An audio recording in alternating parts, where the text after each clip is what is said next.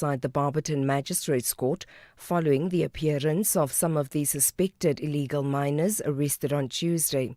He says they will work to ensure illegal mining kingpins are also brought to book. We have pleaded with our intelligence. They are the one who can assist us and follow the market where the gold that has been mining here, where they are taking to. Then it's where we'll able to arrest kingpin, because it's a serious syndicate. It's a network. Don't take it like or easy to say no. It's just an innocent operation. It's not an innocent operation. It's a very serious and complex operation that we ought to attack. We are relying on our security intelligence. And finally, the Patriotic Alliance leader, Gayton McKenzie, has apologized to the SABC after he accused the corporation of being involved in an independent podcast, the Open Chat podcast. Presenters on the podcast made derogatory remarks about the coloured community in South Africa, and McKenzie assumed the SABC aired the podcast on its platforms, subsequently threatening the corporation with legal action. After consultation with the public broadcaster, McKenzie issued this apology. I have made contact with the CEO of SABC, rightfully showed us that we are wrong in mentioning SABC in our papers and that they have nothing to do with that vile podcast. They are not on SABC platforms, so let me apologize to SABC. I've also spoken to MultiChoice. There should be no place to hide for racists. If you are white racist, black racist, colored racist, a racist remains a racist. And in South Africa, there will be no place for racism. Recapping the top story, a 30% tariff imposed by President Donald Trump on South African imported goods have officially taken effect. Ahead of the implementation, President Cyril Ramaphosa and his US counterpart spoke telephonically. They discussed bilateral trade and said their countries' negotiating teams will hold more detailed talks. For SAFM News, I am Anne Musa. It's a very good morning to you in your SFM Sports headline. Let's kick things off with soccer. Bafana, they take on Algeria in their Group C opener. That's happening tonight, and you can catch it live on SABC Sport. We also bring you cricket, and it is the Proteas taking on their rivals, Australia. We'll build up to that encounter just before 6:30. SAFM, guiding you through the rush hour traffic. Good morning. We start on the run from Pietermaritzburg down to Durban. The N3 that was closed for a couple of hours overnight at Hammersdale has been reopened. Recovery of that crash scene continues in the left lane. There is a bit of a backlog to work through, but as far as we understand, all lanes have been reopened on your way to Hammersdale, but backlog of traffic there. Very misty across parts of Gauteng, particularly, well, in fact, from Soweto across through sort of Albert and Germiston out to Benoni and Boksburg. Take it easy, please, if it's misty where you are. Also, a lot of mist between Emelacheni and Benoni, particularly around the Delmas area on the N12, so just watch for that as well. Cape Town also pretty misty, especially around Khayelitsha in that Reed section there. If you're coming in from Macassar, Khayelitsha in towards Cape Town, just drive carefully if the mist is there when you are there. And there's already a bit of slow traffic on that section of the N2 between Spine Road and the airport runway. With your traffic updates, I'm Rob Byrne.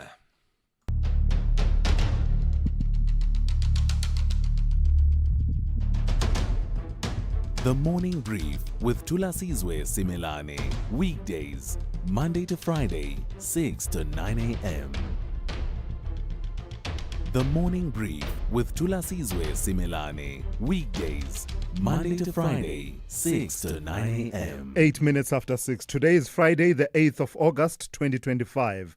Live from Radio Park Building here at SABC HQ in Auckland Park in Johannesburg. We are SAFM 104 to 107. Welcome to it, the Friday edition of the Morning Brief. Come, let's huddle together for the next 3 hours so we can inform, engage, and sharpen each other's perspectives on the key issues of the day. I'm Thulasizwe Simelane, and here's some of what we will tell you over the next 3 hours. The U.S. cutting its funding for its signature HIV/AIDS program, response program, PEPFAR, was a major talking point for us and a focus a few months ago, soon after it was announced. We analyzed it ad nauseum from almost every angle. but it's a story we have not really revisited in a while. And with the impact on our anti-HIV AIDS efforts beginning to crystallize, we thought now may be a good time with some water having passed under that bridge. So, for example, the latest data points to HIV testing having dropped some 8.5% in the first quarter of this year compared to last year. 31% drop in HIV diagnosis and a 30% drop in antiretroviral treatment initiations. So clearly something is going on there. None of this bodes well for our fight against HIV and AIDS. What's been the response in terms of coordination being led by government? Well, some scrambling has happened to try and close the gap, the massive funding gap. For example, some 735 million rand has been raised thus far by the health minister to try and plug that gap. But that's said to be less than 10% of what's required. So you can tell how far apart we are from what's required and what we are able to scramble and put together at the moment. And you are seeing the real life impacts, particularly for those who work in that space, who've been active at the coalface of our response to the HIV AIDS situation. So at about 10 to 8 this morning, I'll be in conversation with Professor Jorgen Pillay, who is the Director for HIV and TB Delivery at the Bill and Melinda Gates Foundation, one of the people at the coalface who's able to now tell us what the picture looks like with some water having passed under that bridge since the announcement of the funding cuts. If you've ever attended a job interview, you'll know about this question. What's your salary expectation? It's usually followed through at the point at which they're trying to recruit you now by your prospective employer asking you to share details of your previous salary. So hopefully, your hopefully soon to be ex-employer. They ask you to share details of what that soon to be ex-employer was paying you.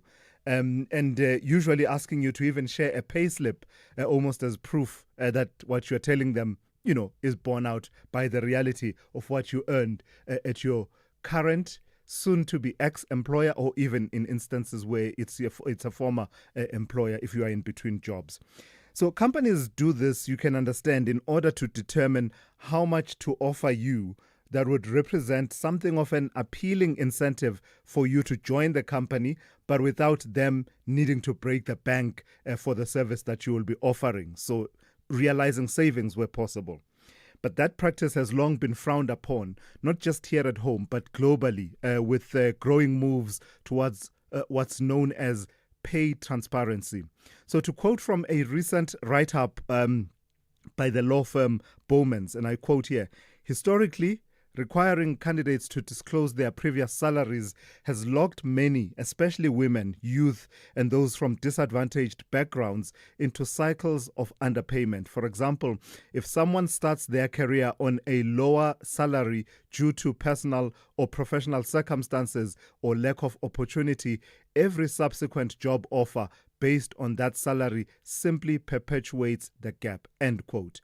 Well, that could soon change here in South Africa if the Fair Pay Bill, which is currently before Parliament, is passed into law, which will require employers to upfront disclose pay ranges for the positions that they are advertising. So in the advertisements, there will be a pay range and not ask potential hires about their pay history. We'll analyze that Fair Pay Bill with Professor Marius van Staden, Associate Professor at the Wits School of Law. That conversation coming up at about 8:45. And lastly, what's been the worst flight turbulence you've ever felt in your life? What did that feel like and sound like? What went through your mind in that moment? Did you feel like the plane was going to crash? Without a doubt, mine must be a Delta Airways flight that I took from Johannesburg to Atlanta many years ago via Dakar, Senegal. My goodness, it felt like the plane was being jolted up and down, and a few prayers were said during that flight. It turns out turbulence may be getting worse as the globe warms up, and that's according to new data from the turbulence tracking website, Turbulence. You won't believe which South African routes feature on the rankings of the worst turbulence in the world. Thankfully, fatalities related to the phenomenon are still rare, but there have been a few hair-raising incidents. Among them, let me give you just an example. A flight from Salt Lake City, Utah in the United States to Amsterdam in the Netherlands, which encountered turbulence that resulted in the plane making an emergency landing in Minneapolis and 25 people having to be taken in for treatment at a hospital. So in our Worldview update feature, we'll talk to Letlohonolo Tobela, who is a meteorologist at the South African Weather Service, to explain the phenomenon, what explains why, and I'll disclose it here. The route Durban-Johannesburg is the worst for turbulence, apparently, according to this report. Why is that, and how does it measure up against other routes that are reported upon? The full bench of the Morning Brief team is ready, able, and willing to serve you with your essential updates throughout the morning. We have Ann Musa with your news updates. Rob Byrne has your traffic. Zaikan has your sports, Melissa Puta with the Morning Brief in brief shortly, Dowling Lechela with your business and market updates, and of course Sipho Mandula with the Africa update at about 20 to 7. Let's get the Friday edition of the Morning Brief underway. This year, the Standard Bank Joy of Jazz Festival presents 3 unforgettable days deep in the art and heart of jazz. From the 26th, 27th and 28th of September, Umu Sankare, Ababemu, Jasmia Horn, Silent Moore and the Noisemakers, Najbonk Trio, Michelle Ndingio-Jello, Valencini, Gabby Mutuba, and over 50 world-class acts will be ready to welcome you and yours to 4 magnificent stages of the Sandton Convention Center. Take me there. Buy your tickets at Ticketmaster now. Taifa stars want to capitalize on home ground advantage, but the Baria want to illustrate that they have character to win on foreign soil. This is the Total Energies African Nations Championship 2024. Witness Tanzania versus Madagascar this Saturday 9 August at 7 p.m. Live everywhere for everyone, always on SABC Plus. Proudly brought to you by SABC Sport. For the love of the game. Big stories of the day. Hashtag the Morning Brief. All right, let's get it started with the Morning Brief in brief with Melissa Puta. Melissa, good morning. Some developments in the case of the 2 women that were killed, and and this is quite gruesome, and we must warn our listeners, and their remains fed to the pigs out in Limpopo. Tell me what's happened in that court case. Good morning, Thulasizwe. South Africa's state prosecutor has dropped charges against farm worker Adrian de Wet, who was accused of killing 2 black women, Maria Makatu and Lucia Njovu, and feeding their bodies to pigs on a Limpopo farm.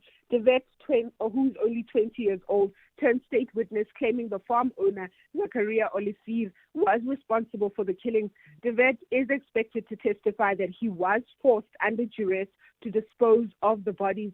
2 others, including Olifir, remain in custody awaiting their plea. De Wet was released and placed in protective custody during the ongoing trial, which has highlighted racial tensions in South Africa's rural communities. The trial is set to continue in October, so we will see how this trial continues. Yeah, and one of the battlefields in the Government of National Unity was this Basic Education Laws Amendment Act, and as fate would have it, it would fall on a minister from a party that opposes it for it to be implemented. And Siviwe Gwachube has started doing that. Yes, so Basic Education Minister Siviwe Gwachube has published the first 2 regulations under the Basic Education Laws Amendment, which is also known as the BELA Act, for public comment.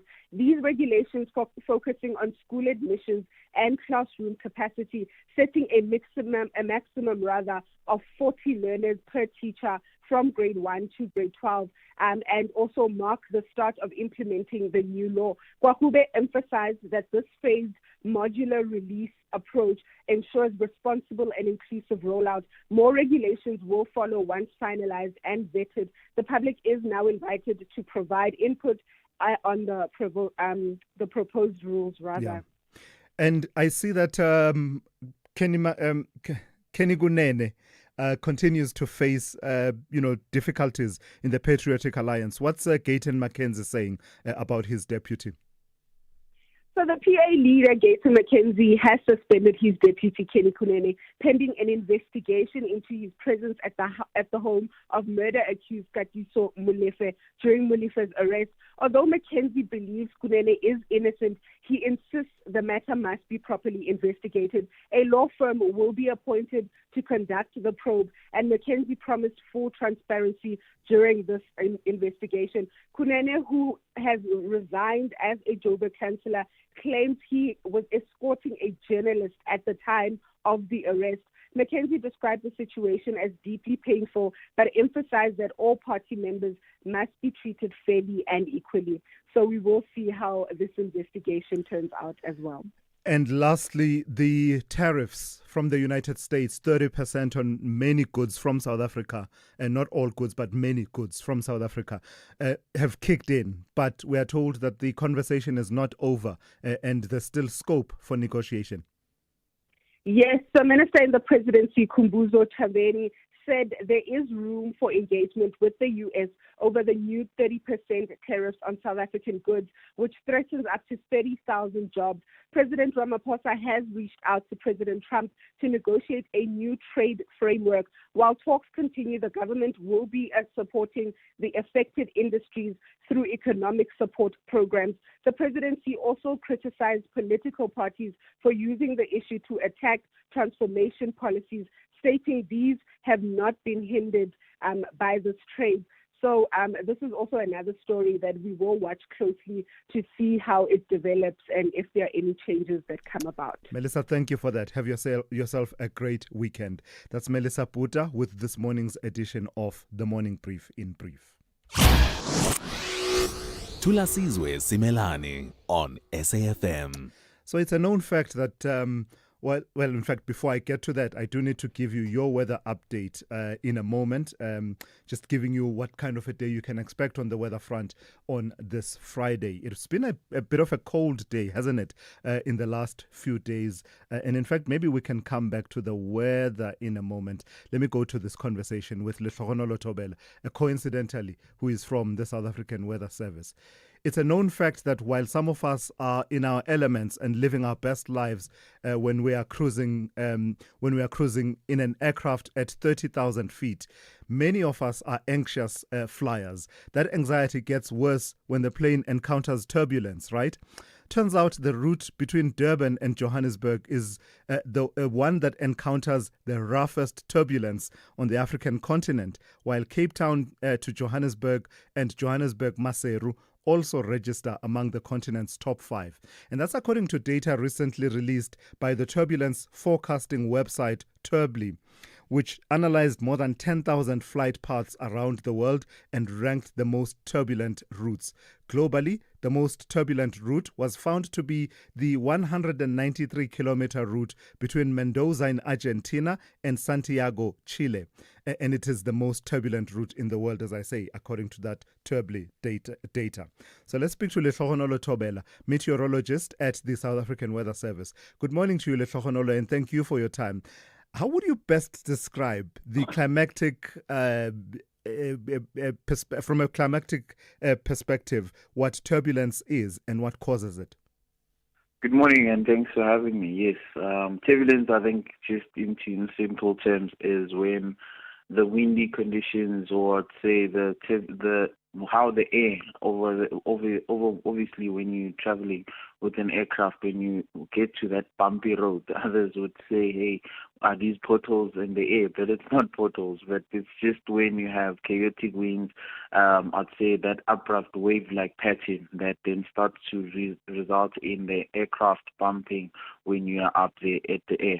So, but in terms of real definition, in meteorology would say it's the chaotic air movement that occurs due to different things, like if you have severe thunderstorms, mechanical turbulence may happen due to there being mountains around the area, and especially in areas around the southwestern parts of the country. We usually have turbulence when you have a cold front that's approaching, and you'd have windy conditions that would create some mountain waves.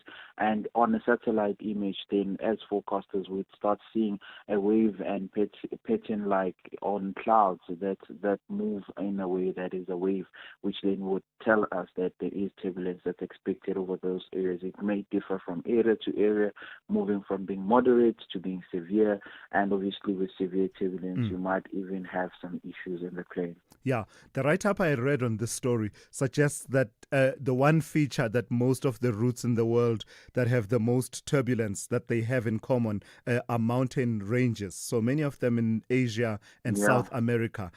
And that has to do with, how these alter airflow. Explain that a bit for us. Yeah, I mean, I think the main thing to really focus on is the turbulence that occurs when we can't detect it really in a good way. That is called clear air turbulence. It's usually called CAT. It occurs when you have no clouds and it's just clear blue skies, and when the airplane just move over the area and there are windy conditions that then have interacted with the mountains, it then forming a wave-like pattern that cannot be detected either by a satellite or a radar, and then you get to a position where you result in some severe turbulence that was not detected by any of the meteorological equipments that are used. Because when it happens through clear air, it is definitely the more dangerous one, because no detection is seen, and then no warnings will be sent out to any air traffic controllers or sent or received by the pilots. I think that's the main severe turbulence that we might obviously speak about. So are you able to say anything? In a nutshell, this new data suggests that turbulence is getting worse on routes around the world. Is that the case? Yeah. Yes. I mean, with climate change occurring, we have more pressure gradients that are expected, more temperature gradients that are expected, and we also have jet streams that are expected to increase in the years. And with that happening, jet streams happen to be influencing a lot of turbulence in the air, especially in the high levels where airplanes travel. And with that happening, we get to see more and more of the turbulence, and you can imagine how much of a danger it will be in the near future. Yeah, that's not the news we want to hear, but thank you. I think you know what, for one thing, in that we yet to still obviously focus in more equipment that will assist us in having a higher resolution for us to even detect the CAT that is not noticeable over most parts of the area, which is the clear air turbulence. Yes. So with the clear air turbulence, it is, I think, the main focus that needs more research and more investigation and equipment. Sure. All right. Thank you for that. That's Lehlohonolo Thobela, meteorologist at the South African Weather Service. Seems like a good point then for me to give you your weather for today. Pretoria will be fine at first, otherwise partly cloudy with a minimum of 6 and a maximum of 19. Johannesburg, fine at first, otherwise partly cloudy, 4 to 17. Mbombela, partly cloudy, 10 to 21. Polokwane, cloudy in the morning, otherwise partly cloudy, 8 to 20. Mahikeng, fine at first, otherwise partly cloudy, 4 to 19. Bloemfontein will be fine at first, otherwise partly cloudy, 5 to 18. Kimberley, fine, 4 to 19. Uppington will also be fine with a minimum of 4 and a maximum of 21. Cape Town will be partly cloudy with a minimum of 11 and a maximum of 19. George, partly cloudy, 7 to 18. Gqeberha, fine, 9 to 19. East London, partly cloudy, 11 to 20. Durban, partly cloudy, 15 to 21. Richards Bay will be partly cloudy with isolated showers and rain, 15 to 22. And lastly, Pietermaritzburg will be partly cloudy with a minimum of 7 and a maximum of 20. This is SAFM Sport with Zai Khan. It's a very good morning to you. Let's start with the Bafana's forecast, 100% chance of goals. So it's something you can look forward to today as they take on Algeria in their CAF African Nations Championship Group C opener. Coach Molefe Nseki's squad is featuring several free agents, including Zakele Lepasa, who's eager to prove his worth. Now, they've also got Keegan Dolly returning to international duty. Kickoff 4 p.m. at the Mandela National Stadium in Kampala. You can catch it live on SABC Sport. In the meantime, DR Congo reignited their CAF African Nations Championship with a 2-0 victory over Zambia. Benny McCarthy's Kenya showing grit and resilience. They held Angola to a 1-1 draw in their Group A clash in Nairobi last night.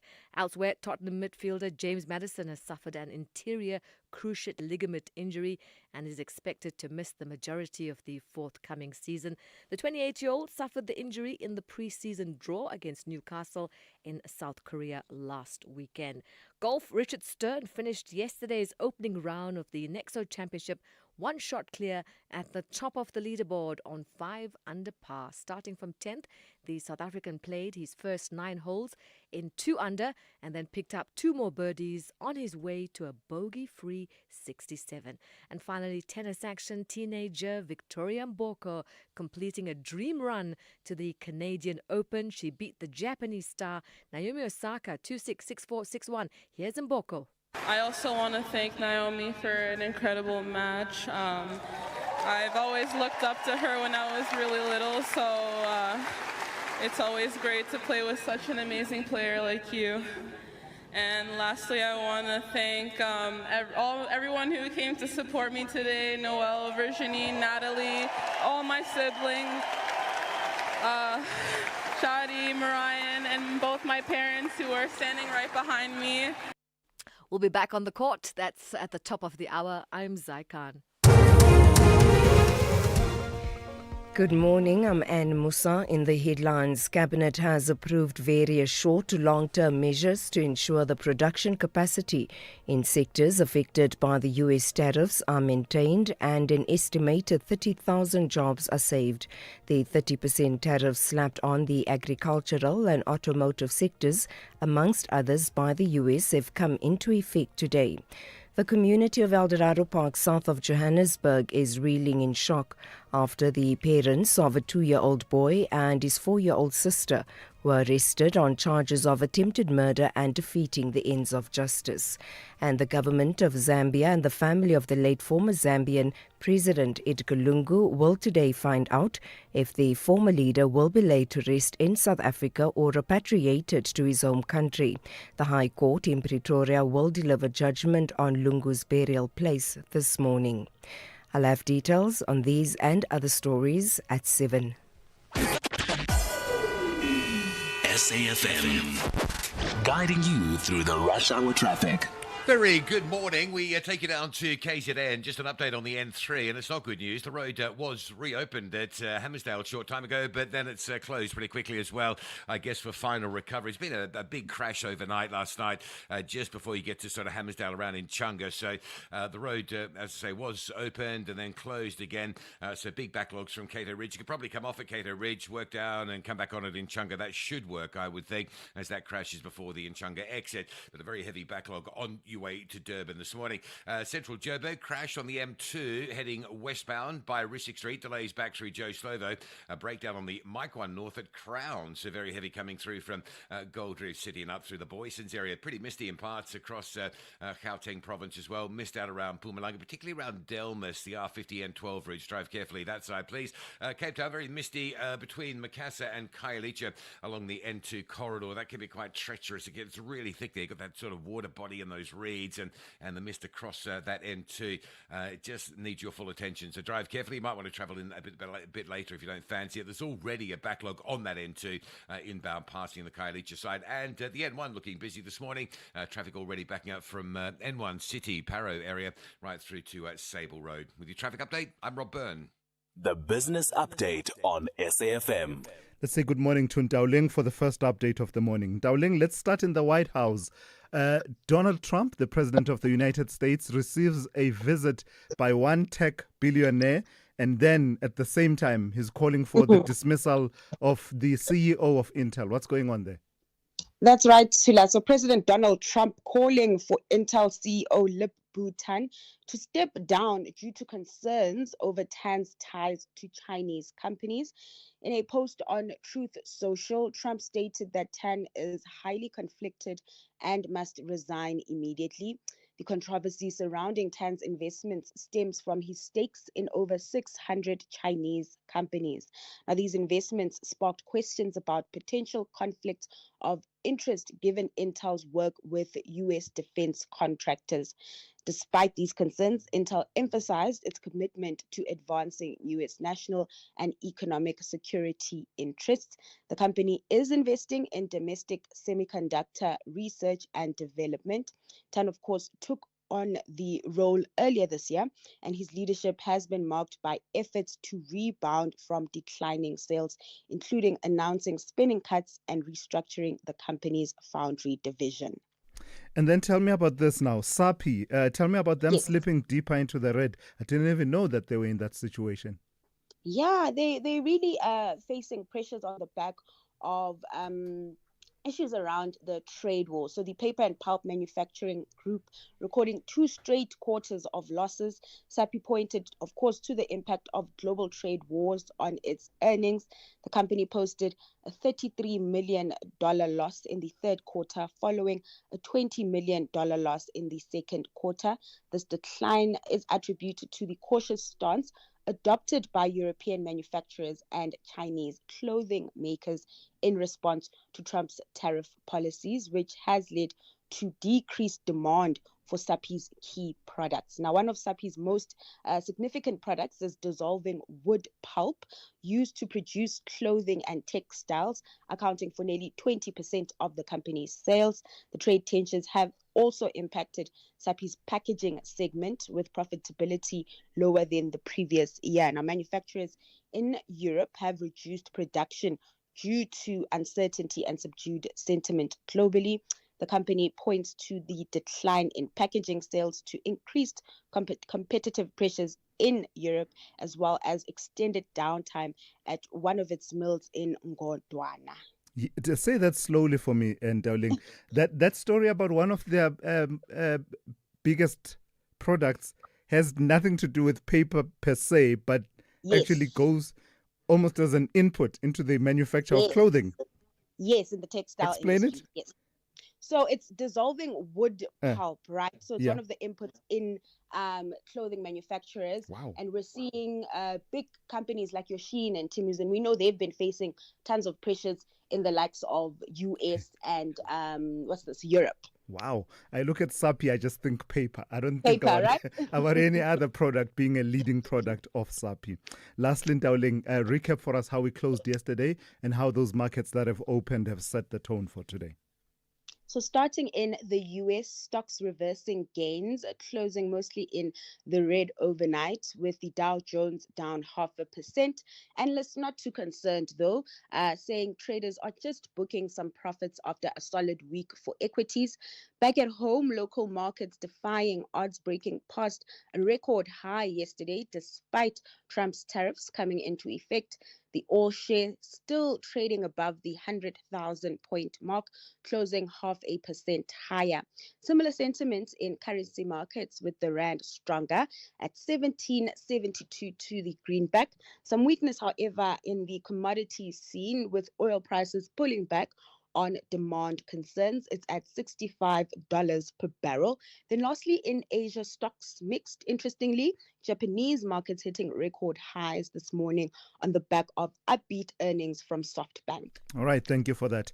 Dowling Lechela will be back with one more update. In fact, the second update of the morning, just after 7:30 here on the Morning Brief. Africa Update on SAFM.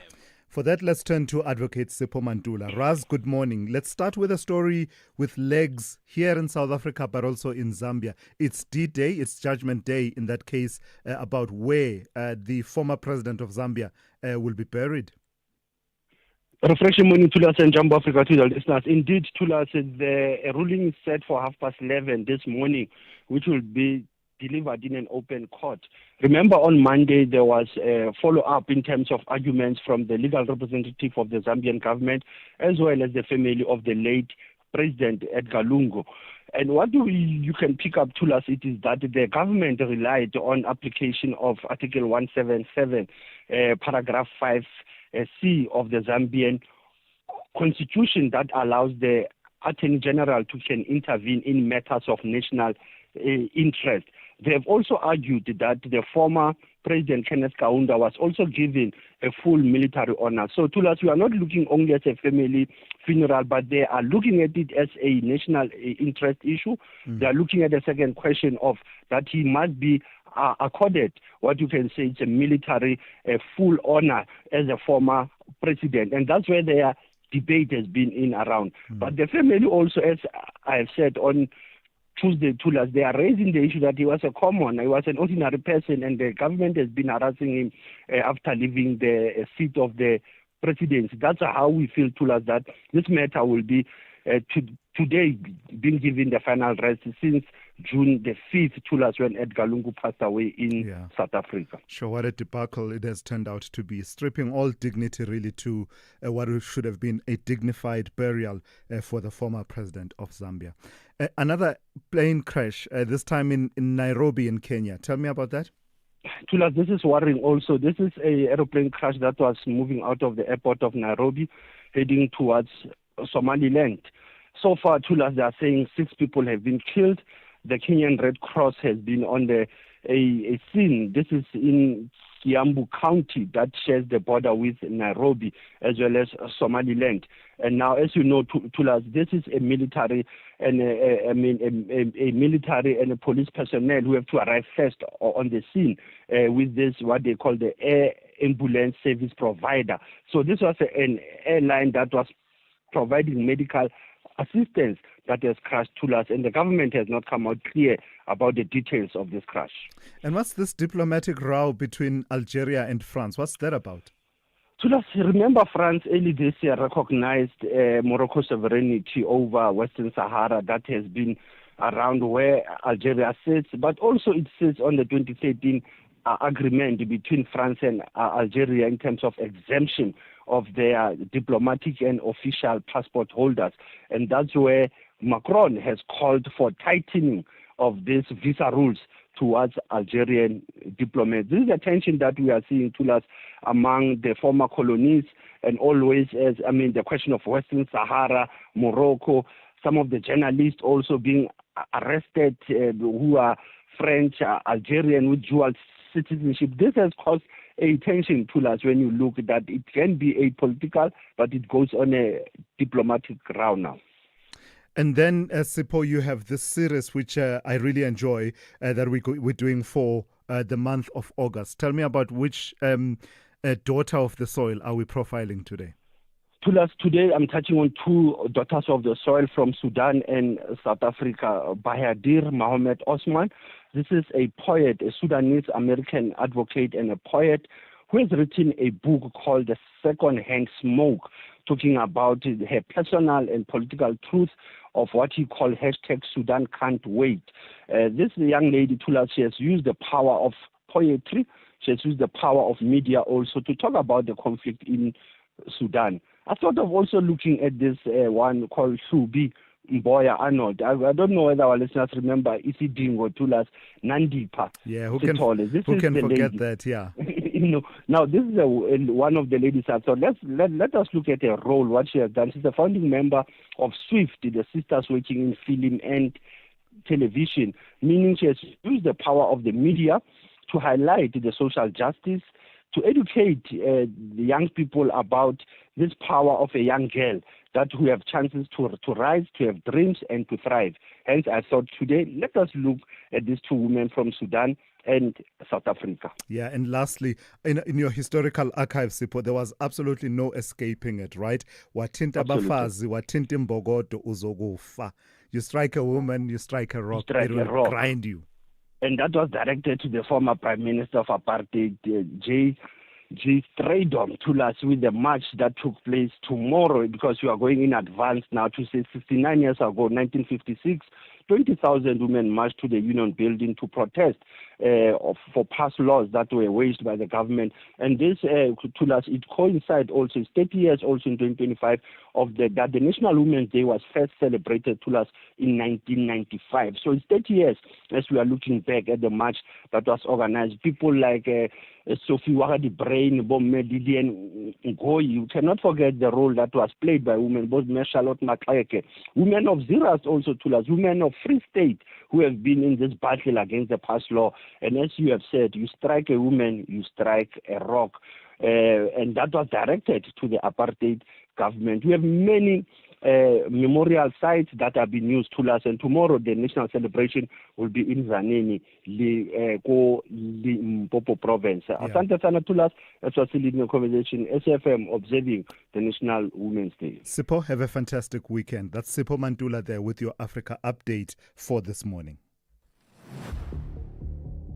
Gender-based violence is destroying lives and tearing communities apart.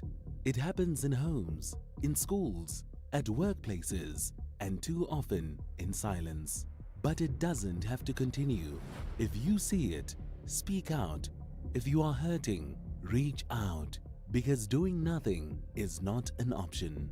Listen to all 19 SABC radio stations from Wednesday, the 23rd of July for hard talk, discussions, advice, dramas, educational shows and interviews around GBV with experts, survivors, lawmakers and a whole country affected by gender-based violence. All on your favorite SABC radio station. Call 0800 428 428 to report abuse or get help. GBV, it ends with you. This message is brought to you by the SABC. This is Thulasizwe Simelane on the Morning Brief. 7:15 on this Friday. Well, the use of the term colored to describe one of the country's racial groups is once again in the spotlight in the wake of a recent podcast that's rightly evoked public outrage because of the racist and disparaging comments its hosts made about the colored community. While the podcasters, through their lawyers, have issued an apology, acknowledging that their utterances were inappropriate, sexist and racist, and offered to self-report to the Human Rights Commission. Not everyone has accepted their apology. The ensuing debate has also recentered debates about race classification and specifically the race identifiers used even in official state policy and administration. People Against Race Classification, PARC, oppose the official referencing and classification of the South African population in terms of black, colored, Indian and white. And from there, let's welcome Glenn Snyman, who is founder and leader of People Against Race Classification. Good morning to you and thank you for your time, Glenn. Let's start with the recent controversy and the outrage around what this podcast hosts said on that podcast, those racist comments. How does that fit in with your understandings of the problematic nature that you've identified around the use of race identifiers in reference to population groups in the country? Good morning to your listeners.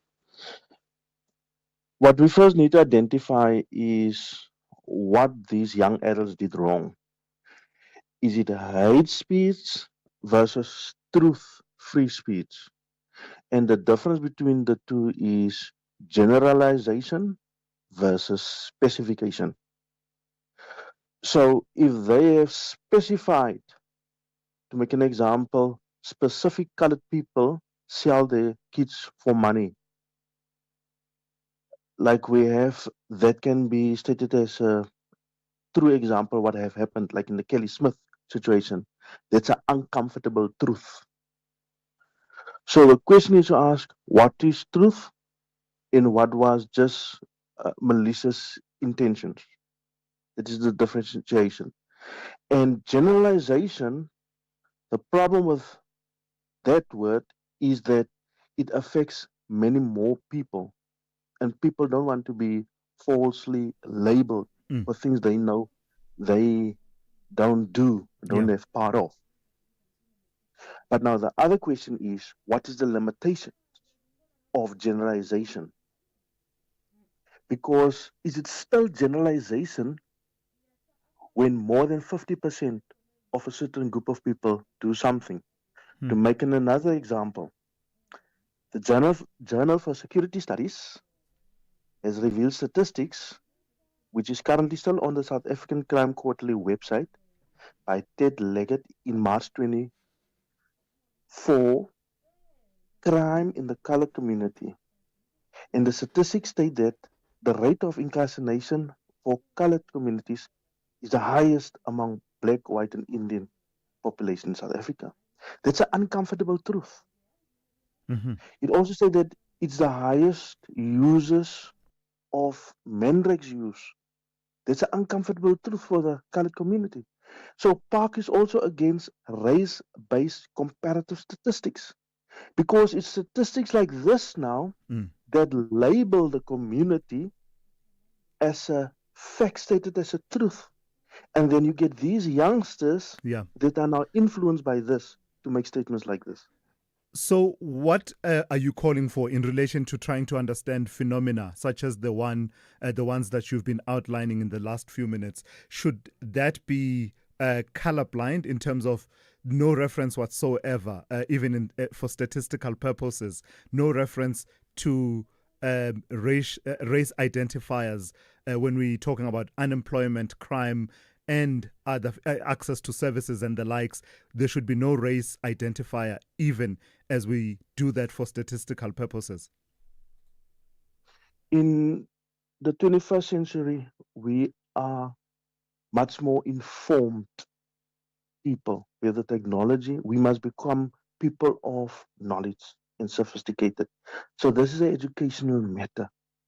So the government mustn't use race classification as an excuse that we should be identified as such so that they could address their social, economical problems. No, they must separate the two. The problem is the stigma that has been used, that is used behind these generalized labels. Now, we believe that this generalized label is colored, black, Indian, and white, which affect a lot of people, must be criminalized. It needs to be policed. It needs to be used with caution or not be used at all. So how would we quantify progress, Glenn? I need to push you on that before we part ways. How would we quantify progress in responding to situations that, in terms of our consensus, we agreed that our past injustices were along racial lines? So how would we quantify progress we've made in addressing those if we don't quantify what we are dealing with along the categories where it was broken? It was broken racially. How would we then quantify the progress we are making in fixing it? Address poverty, address the needs. We don't need the race labels to address their problems. Educate people, give them work that will solve our social problems. Because what people need is work, is jobs, and put people with skills that can work effectively, intelligently, and honestly, put them in our top government positions. Then we will have much more better working economy in South Africa for all. All right. Let's leave it there for this morning. Thank you for your time. That's Glenn Snyman, founder and leader of People Against Race Classification. SAFM, guiding you through the rush hour traffic. Good morning. The top traffic story, the run to Durban coming down from Pietermaritzburg is heavy. Crash overnight last night had the road closed going into Hammersdale. It opened for a short time, but then it's being closed again. So there's a massive queue of traffic just south of Cato Ridge. Nothing moving. Everything stacked into that closure down at Hammersdale. Off ramp at Cato Ridge. Take the road, go down. You could probably come back on in Chunga, I would think. Otherwise, just keep going down. You'll get into Durban quicker than if you take that N3 and sit in that traffic. Once it's reopened, it's going to take a little while for that traffic to clear through as well. Also, before you get there, there's a broken down truck coming out of Pietermaritzburg before Market Road. So coming off the Pietermaritzburg bypass, that's quite heavy as well. Crash scenes around Tshwane this morning. One on the M1 North at Rigel. So delays building up from the R21. Another on the N1 South. It's busy this morning coming through Brockfontein down through Old Joburg to a crash in on the right side of the carriageway just before the Sam Rand Road exit. And Cape Town, pretty heavy mist across the city. It is widespread. Khayelitsha is particularly thick on the N2 coming in from Macassar. There is some queuing pressure on that run inbound because of the thickness of the mist and the poor visibility. Also mist really widespread right across to Marine Drive as well along the coast coming in from Tableview. Also collision coming out of Edgemead and Boortsak this morning. It's on Bosmansdam Road at the N7 bridge. Bosmansdam Road from Boortsak heavy and the Vryburger Road and Edgemead Drive coming up from Edgemead side very heavy into that traffic on Bosmansdam Road. With your traffic update, I'm Rob Byrne. James, congrats on the babies. Yeah, thanks. It's a wild ride. You're a new dad, 2 babies, 0 sleep, and 1 car that apparently couldn't cope. Yeah, the hatchback was my baby, but it just didn't have enough space for my 2 new babies. And are you happy with the price when you sold to We Buy Cars? Very. We've even got some extra cash to splurge on one of those fancy prams that you basically need a license for. Good luck, James. We Buy Cars. Geared for family, geared for you. Channel your inner warrior women this August on Expresso as we celebrate and empower women across South Africa. From trailblazing heroines to inspiring entrepreneurs, we spotlight stories of strength, resilience, and change. Join us for powerful panel chats, wisdom wellness, and bold conversations on equality, GBV, and women's rights. This Women's Month, rise with the women leading our nation forward. Weekdays 6 to 9 a.m. only on S3.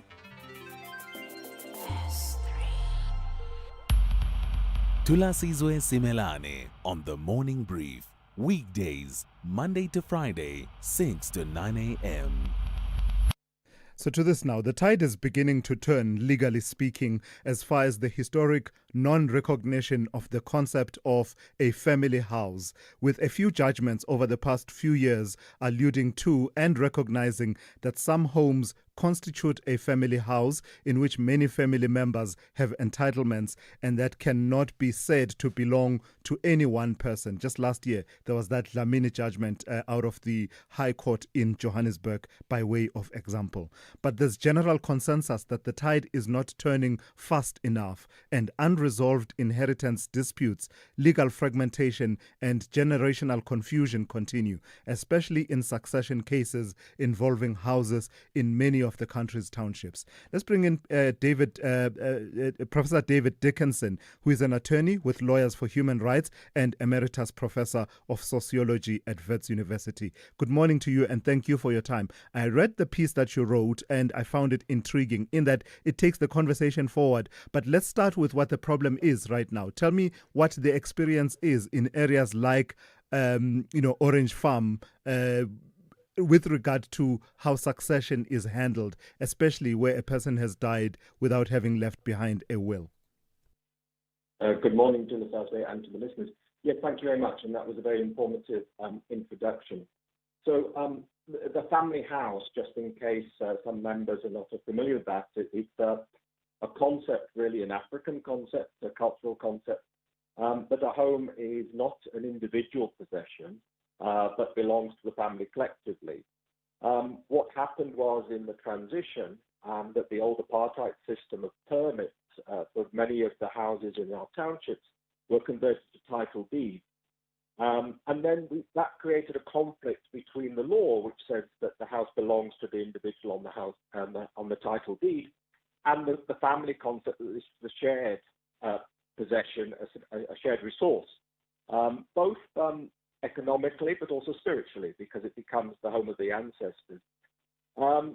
And so what's happened over time is that as the original title deed holders have died, is that those houses have not been transferred for a number of reasons, but one being that there is actually no legal concept of this family house. So there's a conflict in a way between the law of the land and cultural understanding, social understanding. But the other is the sheer cost of doing this. And I've written elsewhere about this. And the cost of estate management and the cost of conveyancing simply make it impossible for many families who have limited resources beyond this family house that's been allocated to them to transfer. So then when somebody dies, the house ownership is fragmented because the majority of people in this country die without a will. It's then divided. So in the Orange Farm Advice Centre where we work, people come in and you look at their situation. There's a dispute in the family. Typically, we look at the situation. And that house, in theory, is owned between 5, 10, maybe even 20 people. And you can just imagine the complexities that then happen seeking to resolve a dispute over who has what rights to the property. So it seems to me then, Prof, that case law is evolving the law in that area, right? In terms of the gradual incremental recognition of the concept of a family house. But I read with intrigue and interest what you are suggesting, that actually we need to be doing more than that. Tell me about how we can address this uncertainty and all of this confusion that occurs, particularly as it relates to your proposal that the family house as a concept be separated from the Interstate Succession Act. Yes, thanks. So I think we are moving gradually, very slowly, towards this concept, legalizing the idea of the family house. But given the social fact that people die without wills, and therefore the Interstate Act divides the house legally, fragments it legally, and creates this conflict, that there's no reason why that we, once we establish a legal concept for the family house, that it's then exempt from the Interstate Succession Act. And that's not really setting the precedent. We know that our pension funds, provident funds, are, when somebody dies with that asset, that is not included in the Interstate Succession Act. That's done by the board of the provident fund. So by removing, once we get the family house legally registered, it could be then moved out of the Interstate Succession Act. So this, in a way, maintains the collective ownership of that property as culturally understood by many families. So we bring harmony in that sense. But it does have to be accompanied by a reform of the costs of estate management and the cost of conveyancing. Let's be honest, lawyers are making large amounts of money through these processes, and it's actually unaffordable for many of our township residents, which then simply complexifies the problems that we've got. All right, I've got to thank you for your time this morning. Interesting reading out of Professor David Dickinson, just writing about the whole concept of a family house. He is an attorney with Lawyers for Human Rights, also Emeritus Professor of Sociology at Wits University. Let's go straight to Ann Musa with the latest news. Outsurance will go out of their way to try and save you money on your car insurance. If they can't, ask for 500 Rand. Time to switch and save. Call 08600 60,000 today.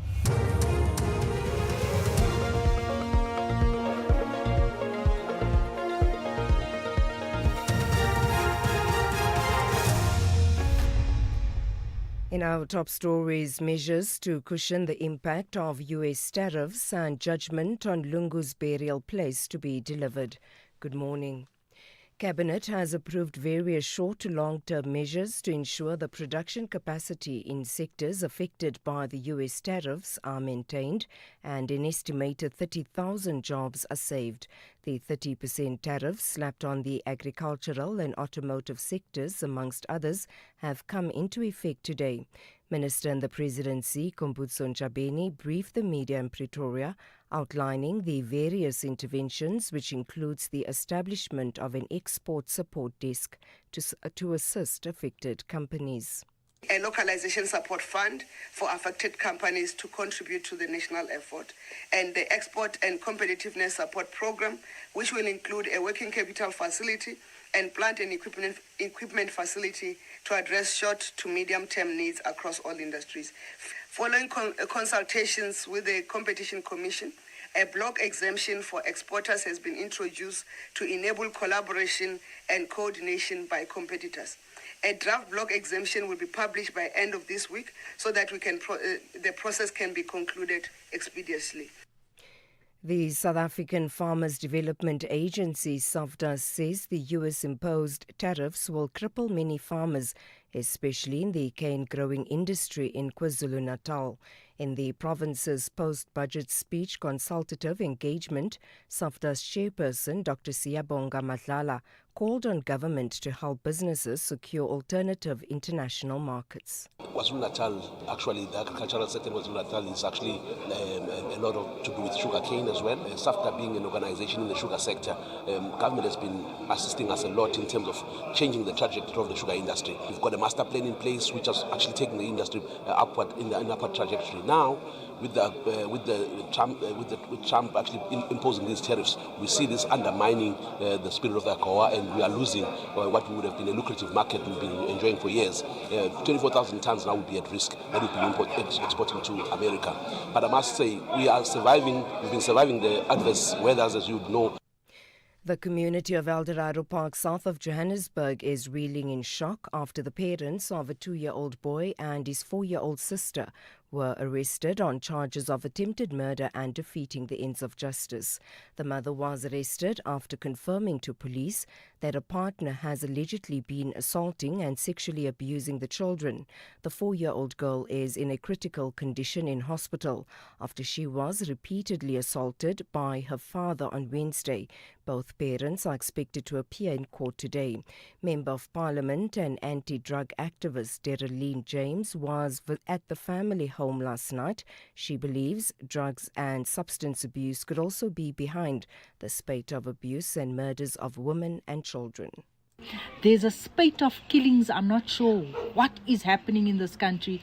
I cannot pin it down to why our children are being violated and brutally mistreated, mishandled, the way they're being mishandled and abused. I am not sure.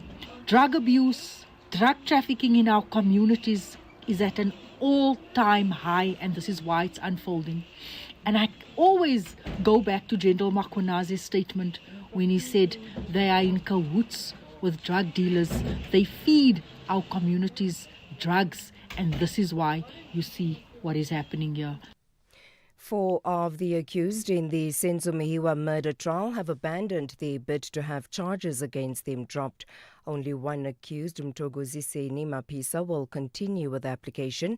5 men are on trial at the High Court in Pretoria for the 2014 murder of the Bafana Bafana captain.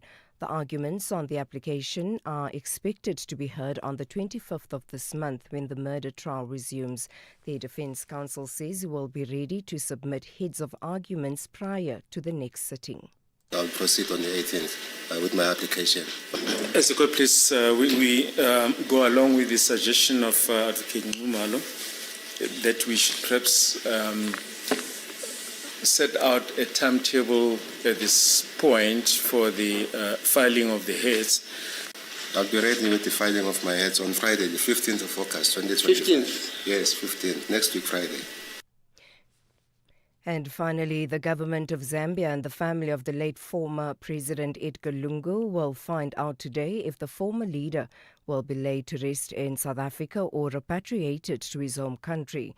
The High Court in Pretoria will deliver judgment on his burial place this morning. Lungu, who was the president of Zambia between 2015 to 2021, died at a Pretoria hospital in June. Sibahle Mota reports. The Zambian government turned to the High Court seeking a declaratory relief which would permit its government the right to repatriate Lungu's body to his home country for a state funeral and burial. Lungu's funeral, which was set to take place in June this year, was interdicted by agreement between the parties pending the final determination of this issue. The Zambian government has argued that it was never Lungu's wish to be buried in South Africa. His family has also argued that it was never his wish to be repatriated back to his home country. Judgment will be delivered at 11:30 a.m. Recapping the top story, Cabinet has approved various short to long-term measures to ensure the production capacity in sectors affected by the US tariffs are maintained and an estimated 30,000 jobs are saved. For SAFM News, I am Anne Musa. Outsurance will go out of their way to try and save you money on your car insurance. If they can't, ask for 500 Rand. Visit outsurance.co.za today. You always get something out. You are the poster child, the biggest saver we've ever had.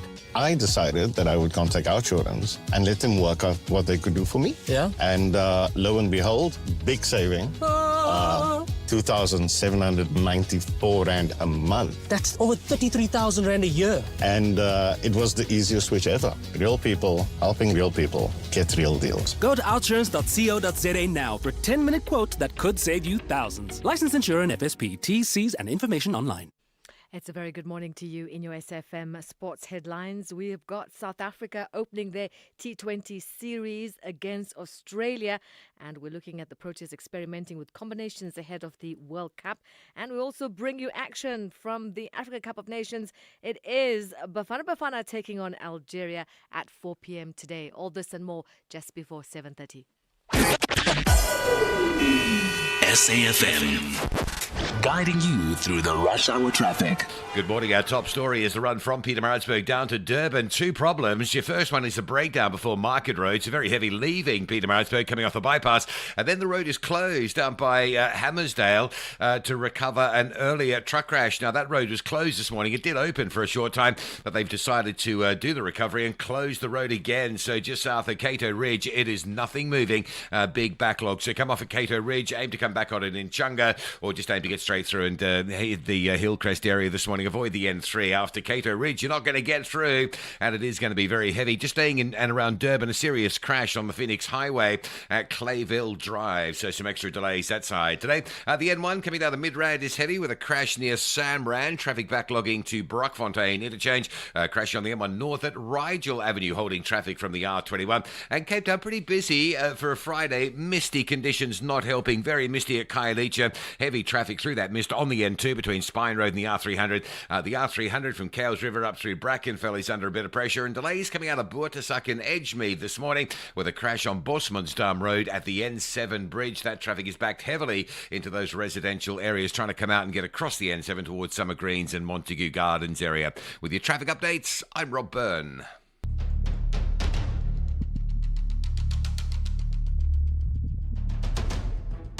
The Morning Brief with Thulasizwe Simelane. Weekdays, Monday to Friday, 6 to 9 a.m. The Morning Brief with Thulasizwe Simelane. Weekdays, Monday to Friday, 6 to 9 a.m. It's coming up to 11 minutes after 7 on this Friday. It is great to be in your company. We are into the second hour of the Morning Brief here on SAFM. We are on 104 to 107 nationwide. And we're also live, of course, on our YouTube channel, but also live on Facebook and on X. Among some of what we will tell you within this hour, Open Chats podcast. This is a concept that, a podcast that not many of us knew until a few days ago, to be quite honest.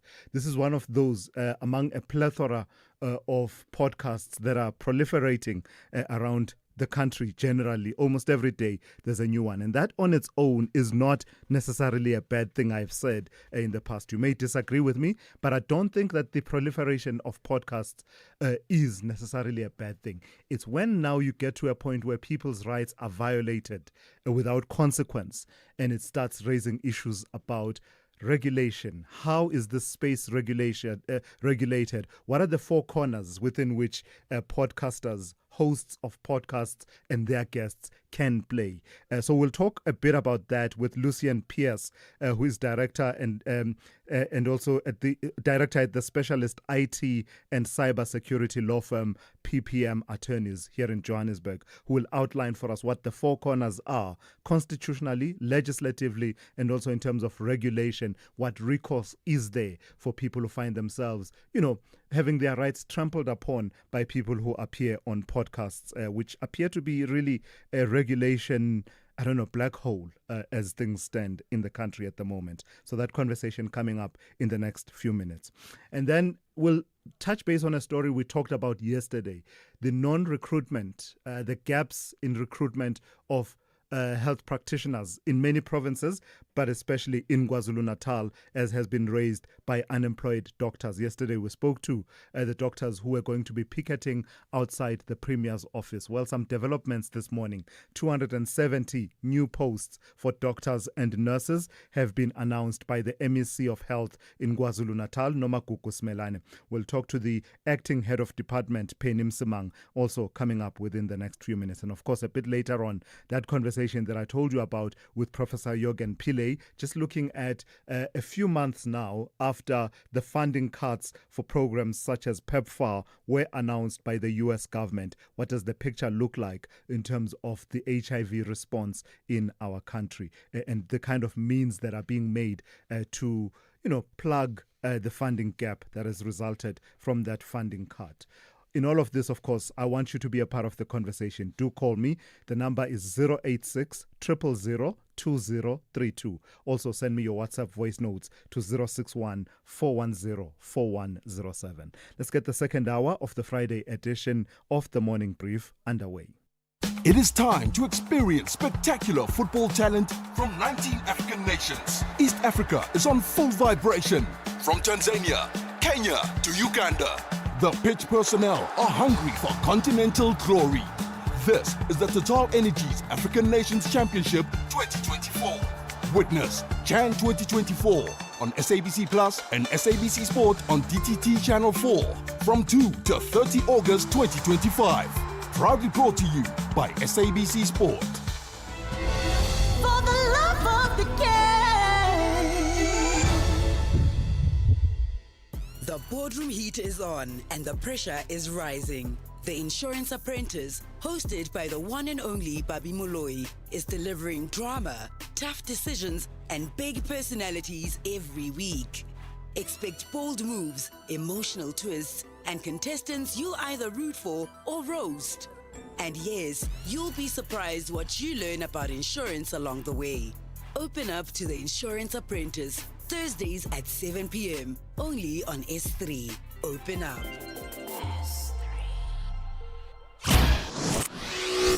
Thulasizwe Simelane on SAFM. All right, let's get it started then in this hour. The Open Chats podcast is facing intense national scrutiny after a controversial clip from its premiere episode surfaced. I don't know if it was premiere, but from one of its episodes surfaced online, sparking widespread outrage for its offensive remarks, racist remarks towards the colored community in South Africa. Despite public apologies and the removal of the clip, backlash continues to grow, with legal complaints, public demonstrations and calls for cancellation dominating the conversation. Let's speak to Lucian Pierce, who is director at specialist IT and cybersecurity law firm PPM Attorneys based here in Johannesburg. Lucian, good morning and thank you for your time. What themes does this podcast bring to the fore? In the wake of this podcast, I've heard many people saying this highlights the problematic nature of an unregulated space, the proliferation of podcasts which play in the cyberspace. But you are able to talk to it better. What themes does it bring forward? Sure. Hi, Thulasizwe. I hope you're well. So this has generated quite a lot of controversy. What we're talking about here is a balance between freedom of expression and issues related to dignity and equality. Basically, what you're allowed to say and what you're not allowed to say. Our Constitution allows us to say a lot of, to express our views, sometimes in ways that other people might not appreciate. But in this instance, we've got to weigh up and determine whether what was said and what was discussed went beyond what was allowed. So essentially, was the colored community's dignity infringed? And does that outweigh the right of the podcasters to say what they want to say? Yeah, and talk to that a bit more, because discrimination on one of the grounds that are listed, firstly in the Constitution, then secondarily in the Equality Act, is what is at play here, isn't it? That's right, exactly. So the question that will be asked is, what was said, did that impact on the community's, colored community's dignity? Does it cause discrimination against them? Does it cause people to look at them in a manner that would essentially lower that community in the eyes of everyone else? So that is the issue at hand, and the question of using words like crazy, of saying that the colored community is known for engaging in incest. Those sort of things are certainly going to cause people or cause the colored community to be lowered in the eyes of everyone else. And certainly that will result in some sort of discrimination against them. Is it always easy, Lucian, to distinguish between something that straddles the lane of hate speech with the result that it, recourse by affected people will be to the Equality Court, or mere defamations, which talks to the injury of a person's own dignity, and with the result that you pursue your recourse elsewhere? Yeah, so it is there's a fine line when it comes to issues related to dignity, equality, and discrimination, and when it actually falls into the realm of defamation. There was a recent case which related to Mr. Kenny Kunene, and Mr. Julius Malema. And in that instance, the debate was whether, in discussions around political sphere, whether you could actually call your opponent names. And in that instance, the court said that using terms such as cockroach, which many people would say, oh, so what's wrong with using cockroach, can cause serious harm. And what the court said was that, in the context of other situations, particularly Rwanda, where that term was used to create hatred, it can cause harm. So there's a fine line that a court will look at as to whether this falls within hate speech, discrimination, and affecting somebody's right to dignity. So is creative thinking happening within the space in which you are active, Lucian, in terms of the extent to which these new media players can be subjected to some kind of regulation? There are various codes, of course, that apply to broadcasting, and I've heard the conversations about whether or not those apply to podcasters as well, podcasts as well. Are we now at a point where we need to be seriously having the conversations about how do we creatively regulate without restricting the voices that are proliferating? Yeah, so it is an interesting space. We do have the press, for example, that are regulated. We do have the Broadcasting Code of Conduct. But podcasters they fall outside of this because they don't typically form or are not members of these various bodies, whether it be broadcasters or whether it be the press.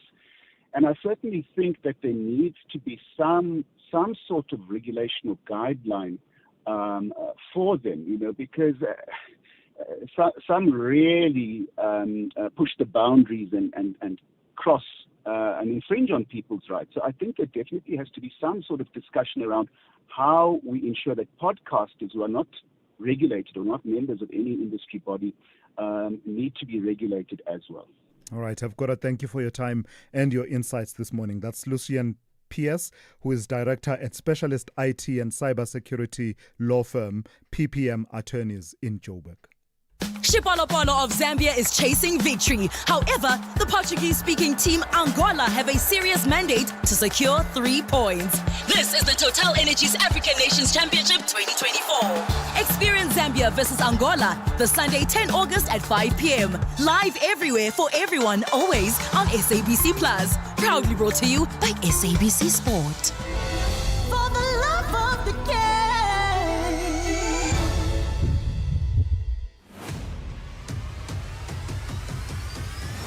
Thulasizwe Simelane is streaming live now on Facebook, YouTube, and X at SFM Radio. All right, let's go to this now. In a major boost to the public healthcare system, the KwaZulu-Natal Health MEC, Nomagugu Simelane, has announced the advertisement of 270 new posts for doctors and nurses in the province. The move forms part of a province-wide strategy to strengthen the health system, improve service delivery, and expand access to quality care amid ongoing economic constraints. Well, that's at least the official line from the provincial government.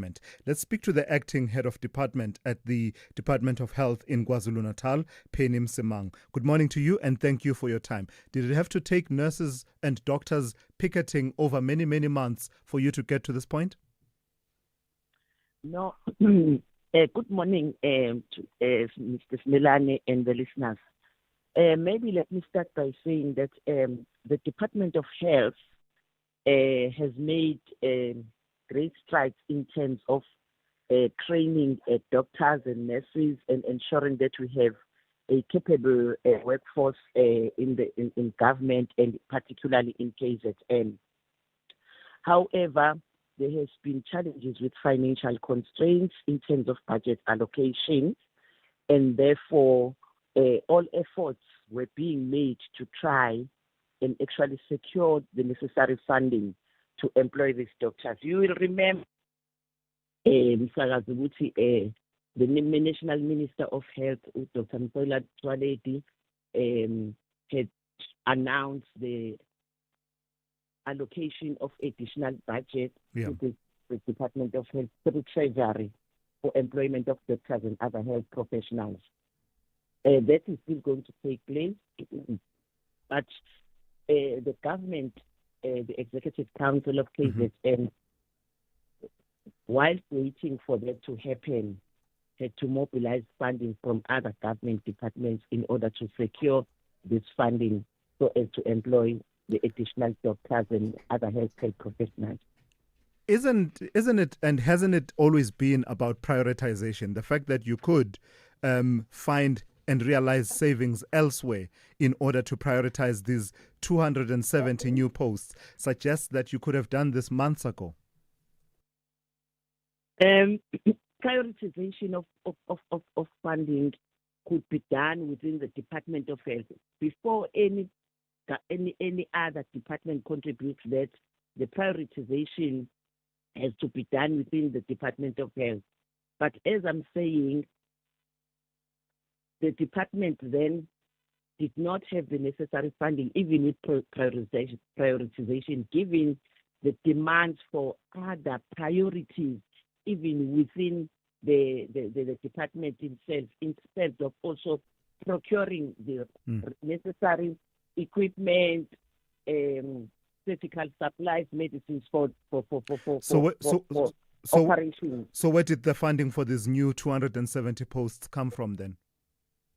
As I'm saying, the Executive Council had then to speak to other government departments in the province to contribute towards funding the recruitment and employment of these healthcare professionals. Now it's gone outside of the department of itself because the Premier and the NEC for Health spoke to the doctors, telling them that we have limited budget within the Department of Health.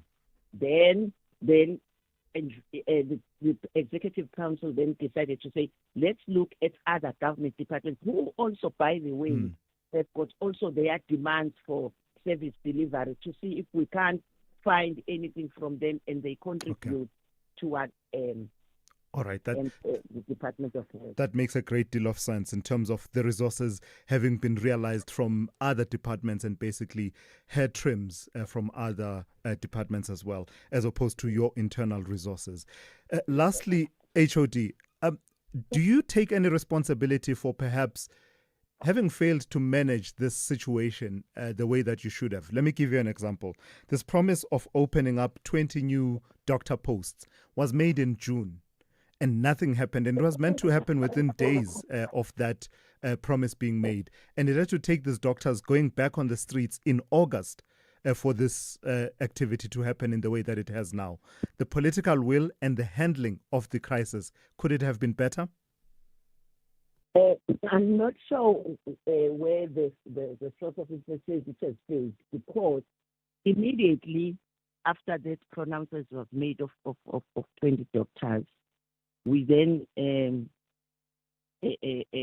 advertise those 20 posts. And there's a process for recruitment that needs to be followed. The advert has got to run for two weeks so that everyone can have access to the advert. And after that, on the third week, we then wait for any other applications that might have come through. I can tell you right now that we received 3,151 applications, and we have recently finished the shortlisting process. So if you look for those 20 posts that were announced in June, that takes a long time, Yes, because you have to follow due process. we have to follow due process so that everyone is not left behind, to say everyone must have the opportunity to have filled the advert. All right. Even when we collect the applications, we must make sure that no one is saying mine was filled in the post, mine was in the bag. We collect all of them. I am out of time, but I guess the upshot from what you just said now is that even with these 270 new posts, it's unlikely that these people, these doctors and nurses, will be in wards within the next few weeks. It will take some time as well, right? Yes, because now we are busy with the interviews. All right. We expect them to be on ground at least by September, because we have to go through interviews, looking at the numbers of applications just for doctors alone, more than 3,000. You can imagine them for other categories. All right, let's leave it there for this morning. Thank you for your time. That's Penny Msimang, acting HOD in the KZN Health Department. This is SAFM Sport with Zai Khan. Good morning. We'll start with cricket. The Proteas back in action on Sunday, 11:15 a.m. They're fine-tuning prep ahead of the T20 World Cup. With a mix of youth and experience, South Africa face a critical run of matches in Australia, where form, fitness and final combinations will be under the microscope. All eyes on Ryan Rickleton, Reza Hendricks and the returning stalwarts as the selectors test opening options and middle order resilience. Here's Rickleton. I don't think there'll be any expectation for me to change anything in what I've been doing this last 2 years. It's just an opportunity for me to hopefully claim that opening spot for the South African side going into the World Cup and going further on past that, for myself. So definitely not trying to change any way I play, but I think also the way the team is structured, it kind of fits the mold and how they want me to play too. So pretty comfortable with what's required. Always looking to take that or make that first punch and get the side off to a good start no matter who's alongside me at the top. Bafana are back on continental duty. They face Algeria in their CAF African Nations Championship opener. Coach Molefe Nseke's squad features several free agents, including Zakele Lepasa, who's eager to prove his worth. Keegan Dolly also returning to international duty. Kick-off 4 p.m. at the Nelson Mandela National Stadium in Kampala. Catch it live on SABC Sport. Let's go to some other news, and this time it's Paris Saint-Germain forward Ousmane Dembele and England forward Chloe Kelly are amongst the contenders to win the men's and women's Ballon d'Or. 30 men and 30 women nominees were revealed by France's football magazine. And rugby news, Bartlof Lekani, Cheswell Euster and Hashim Peed says their time in camp with the Springboks has strengthened their hunger to reach the highest level. The talented trio were invited to train with the senior team during the build-up to the Rugby Championship as part of Rassie Erasmus' plans to build squad depth. Now, they will open their Rugby Championship match against the Wallabies. That's the Springboks, Ellis Park, 16th of August. We wrap it up on the rugby field. More sport, top of the hour. I'm Zai Khan. Good morning, I'm Anne Musa. In the headlines, Cabinet has approved various short to long-term measures to ensure the production capacity in sectors affected by the US tariffs are maintained and an estimated 30,000 jobs are saved. Several members of Operation Dudula have been arrested and are being held at the Diepkloof police station in Soweto. The members were apprehended yesterday during an operation at a hospital. And Parliament's Portfolio Committee on Higher Education says it's not the first time that it's heard of racist methods in mark allocations at the University of Cape Town.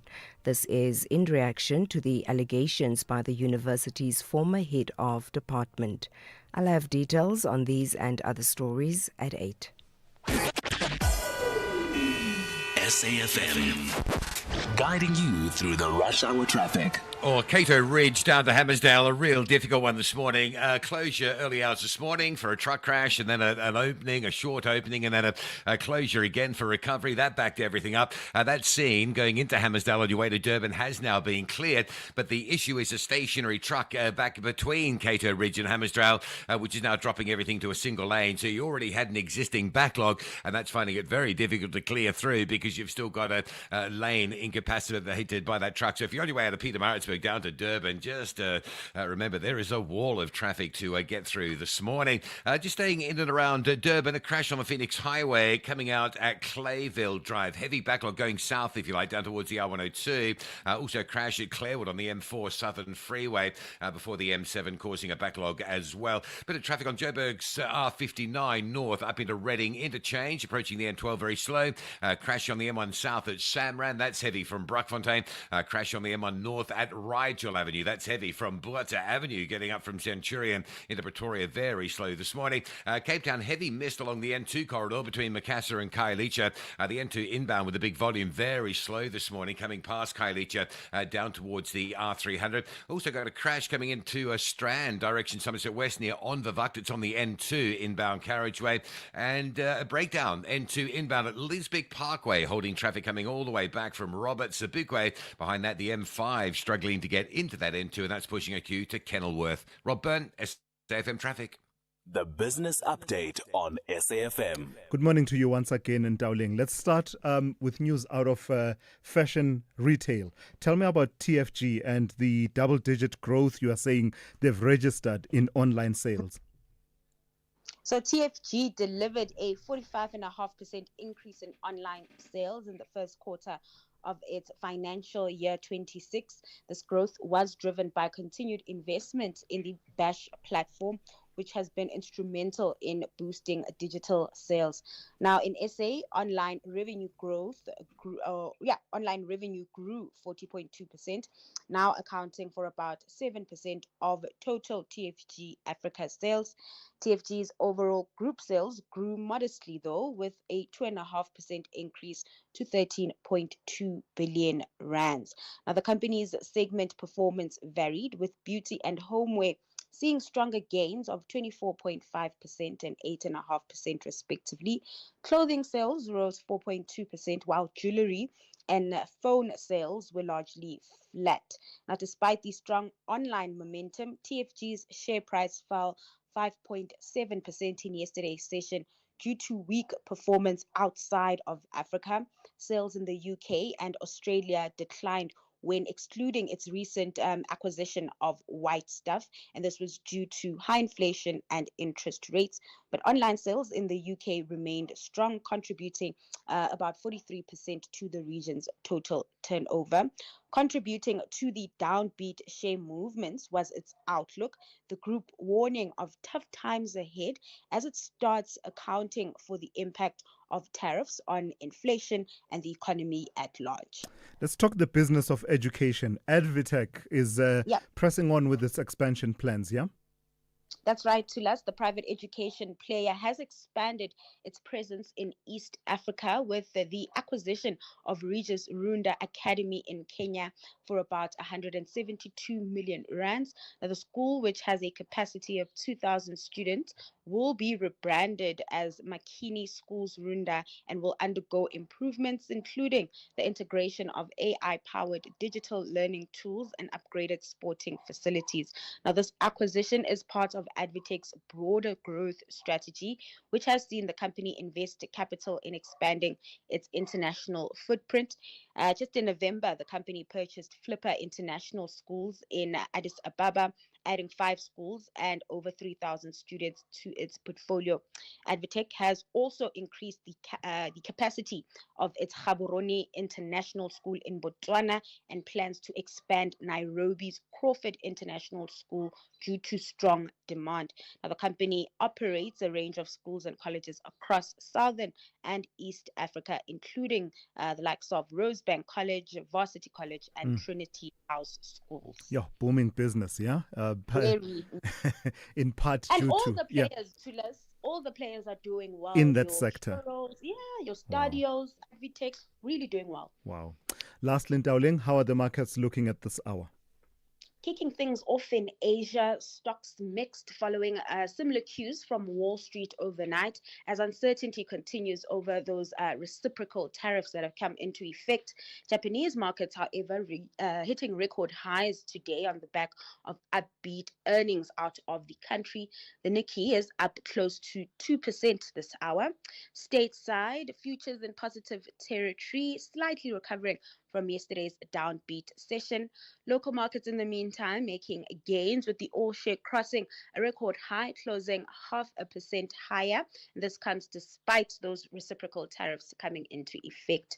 Over in the currency scene, the rand jumping on the bandwagon as well, trading stronger at 17.73 to the greenback this hour.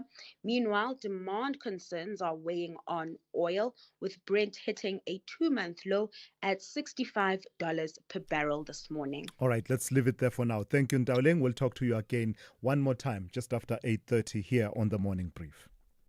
Spar brings you super savings. Get 100-gram Danone Nutri-Day Smooth Yogurt 6-pack, buy any two for 32 Rand, plus 100 megs free data on Spar Mobile, or 4 kg Spar IQF chicken, mixed portions for 159.99, plus 400 megs free data on Spar Mobile. Plus, you could win your share of 6 million Rand in instant cash. Prices valid until 24 August 2025. While stocks last, T's and C's apply. If you think you cannot afford a lawyer, think again. Clientele Legal has made professional legal services affordable for you. Whether it's a civil, criminal, or labor-related matter, we have a nationwide panel of attorneys standing by to assist you. SMS SAFM to 32195. That's SAFM to 32195 and we'll call you back. Clientele General is a licensed non-life insurer and an authorized FSP. Standard rates and terms and conditions apply. When your internet connection fails, does it really matter how fast it is? Business class internet is built for businesses. With remote monitoring, that means faster problem resolution and a backup LTE connection that keeps you online. Your company deserves business class internet, because just reboot the router isn't a business strategy. Find reliability at vodacombusiness.co.za. Together, let's build the extraordinary. Further together. Vodacom Business. The Wild Beasts and the Elmo Rabbits both want to ease off pressure with victory, drama, and tension has kicked in. This is the Total Energies African Nations Championship 2024. Catch Central African Republic versus Mauritania this Saturday, 9 August at 4 p.m. Live at your fingertips on SABC Plus. Proudly brought to you by SABC Sport. For the love of the game.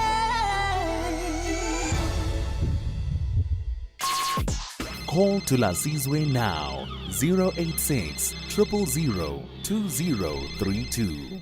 Yeah, the conversation is exploding beautifully in multiple directions this morning. Let's keep it going. In fact, let me go straight to the WhatsApp voice notes. Let me start with this one. Someone wants to talk about the suspended IDT CEO and the recent shenanigans that were caught on camera of attempting to bribe a journalist. Good morning, Thulas and the team.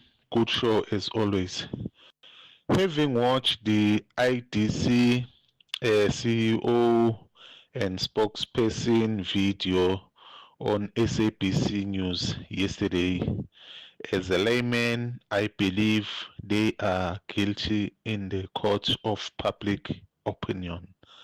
But Thulas, in the court of law, these two will walk free. That's my opinion. Thulas, BKE, thank you. I do wish you had said a bit more why you think they will walk scot-free in the court of law. In the court of public opinion, in your opinion, you're saying they're guilty, but you don't know whether they will that will be sustained by way of evidence. Of course, that will include challenging the video itself, I imagine, if we ever get to that point. If it ends up being criminal proceedings, you might expect all sorts of defenses being raised, entrapment, etc. I wonder how that would play out. But thank you for that contribution. Then a lot of you wanting to talk about the conversation we had earlier on with Glenn Snyman from, People Against Race Classification. So let me take two voice notes and then go straight to the calls, because a lot of them are about that theme. Morning, Mr. Simelane. Yalezo here in Mthatha. Hey, I just listened to the guy who's putting across that they've got a problem with the issue of giving states in terms of race. I mean, these are the things that are there, and these are the demographics that affect the country, that makes us who we are. So I see nothing wrong if the report is along racial lines, along gender, along age and stuff like that, because these are the things that makes distinction within our population. Sure. I always get confused, Tulas, because if you must go to a colored community area, a person who's dark skinned, they refer to that person as with the K word, and that person is also a colored person in that particular instance. So to me, this confuses a person. I mean, they themselves refer to themselves, many of them refer to themselves as being colored. And we are told in some corners that that term is degrading. Even Gayton Mackenzie just not so long ago said colored a racist. So which is which? Yeah, sure, yeah. These are really complex matters that have to do with how you identify yourself versus how society identifies you. What are you willing to embrace, about yourself and your identity? How do you define yourself? Always difficult, those conversations, and better led by those who are affected by it all. Let me go to Mike in the Eastern Cape. Good morning to you, Mike. Yeah, good morning. Good morning. Can I please ask a question? And then maybe if you can Sure. explain to me. I'll try my best. Concerning the colored situation, where do they have their ancestral home? What do they have there? What? Ancestral home. Ancestral home. Yeah, where can they claim? Because like if I ask a Zulu where he's from, he's going to direct me to KwaZulu Natal. So what about the colors? The colors? Sure. That's a bit of a difficult question, though. Where is the ancestral home of many people in South Africa? I'd want you to then make the point you are making. What are you questioning exactly? That's why I'm asking that. Like if I meet a Zulu guy and I ask him where he comes from, he's going to direct me to KwaZulu Natal. But with colors, Mike, I'm trying to understand why you are asking the question. Why does it matter?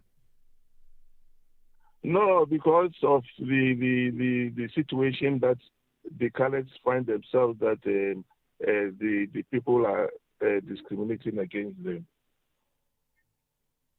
Yes.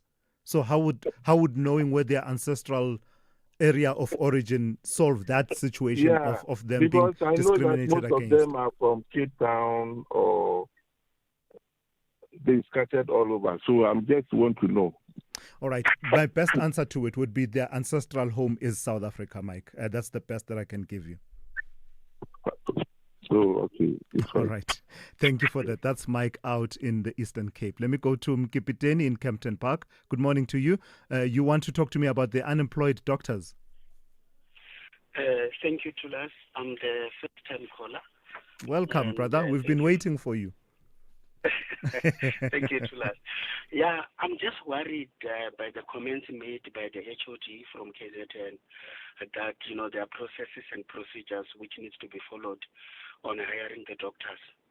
I think if hiring the doctors is priority, they were going to speed up the process and hire those doctors as soon as possible.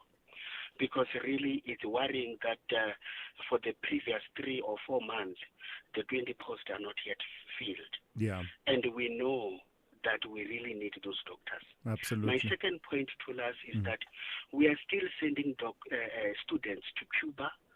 I think there are 2 provinces who are doing that, Gauteng and Free State, if I'm not mistaken. Yeah. And why are we spending such a lot of money sending students, and when they come back, we don't hire them? That has been the question, Mkipiteni. That has been the question. For that matter, again, we are financing those students in the universities in South Africa. Yep. And spending a lot of money. At the end of the day, we are not hiring them. At one stage, the minister indicated, Honorable Dr. Mzwaledi indicated that the doctors are not special. We understand that they have to apply like anybody else. I don't remember him saying that. Did he say that? Yes. Oh, okay. They have to apply like anybody else. Yeah. And to be honest with you, we understand that they have to apply like anybody else. However, there is a need. Yeah. Gotcha. Mkipiteni, thank which you. makes them to be special. Gotcha. Thank you. That's Mkipiteni in Kempton Park there. And that's been, even yesterday, this question arose, what makes doctors special? What makes this situation special is that you have a need that is quite dire for these professionals.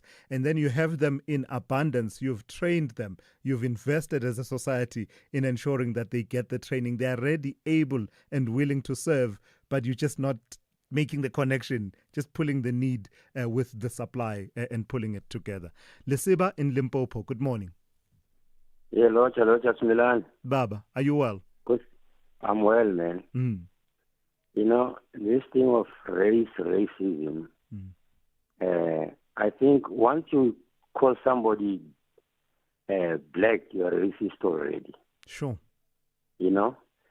And the problem is with the politicians. When we were fighting for the liberation of this country, we wanted to do away with this separate development. But when we come into power, 31 years or 30 years, you got the minister of Premier of KwaZulu. The Premier of KwaZulu is a Zulu man. Why don't we, when we go to the election, you elect people, the premiers, whether this man speaks Pedi, speaks Zulu, the Premier of Limpopo and so on. But we keeping the very same thing the white people was doing. Because you got the vendor government, you got the BELA government. It's still the same, but the difference is only the names and the text. So we're not trying to actively break out of those patterns of people who speak Sepedi must be led by a Pedi person in Limpopo, people who speak isiZulu led by a Zulu speaker in KZN. Is that your argument, that we're not actively trying to break that? Yes, we've been fighting to get rid of that, but we implemented it and then we put them labels. And like now, you are not to call me a K name. But now we got the Indians, the colors, the Zulus, you know. Yeah. You're going backwards. We're not going forward. All right, Lisiba, thank you for that input. That's Lisiba out in Limpopo. Interesting take. I do think, though, that on paper at least, there's absolutely no bar to anyone who, I don't know, to someone who's a Mufokeng being Premier of KZN. I know of no bar, at least on paper. I think it comes down to dynamics of the population in the area, political activism, because a lot of people come through the party structures. Who are the leaders in the political parties? I do not think that there's any bar that has been set or some kind of sinister agenda that seeks to maintain almost like Bantustan lines, as Lisiba is suggesting. But hey, you may have a different perspective to it all. Mbongeni in KZN, good morning. You want to talk to me about correctional services in Westville. What's happening there? Mbongeni? Hello? Yes. How are you, Thulasizwe? Very well. Please go ahead for me. Short and sharp, please. All right, so please forgive me. My English is not good. It's all good, but I'll Baba. try to explain. Yes. There's a problem at Westville Correctional Services. I have one of my neighbors who's an inmate there. So this inmate is a former police officer. So he's telling me that there's a section there, or there's an area that is called isolation, where former police officers and maybe former judges, they are kept in one cell. They are not mixed with other inmates. Yes. But now what happened now, the person in charge there decided to close that section and mix these inmates with the other offenders. Yeah.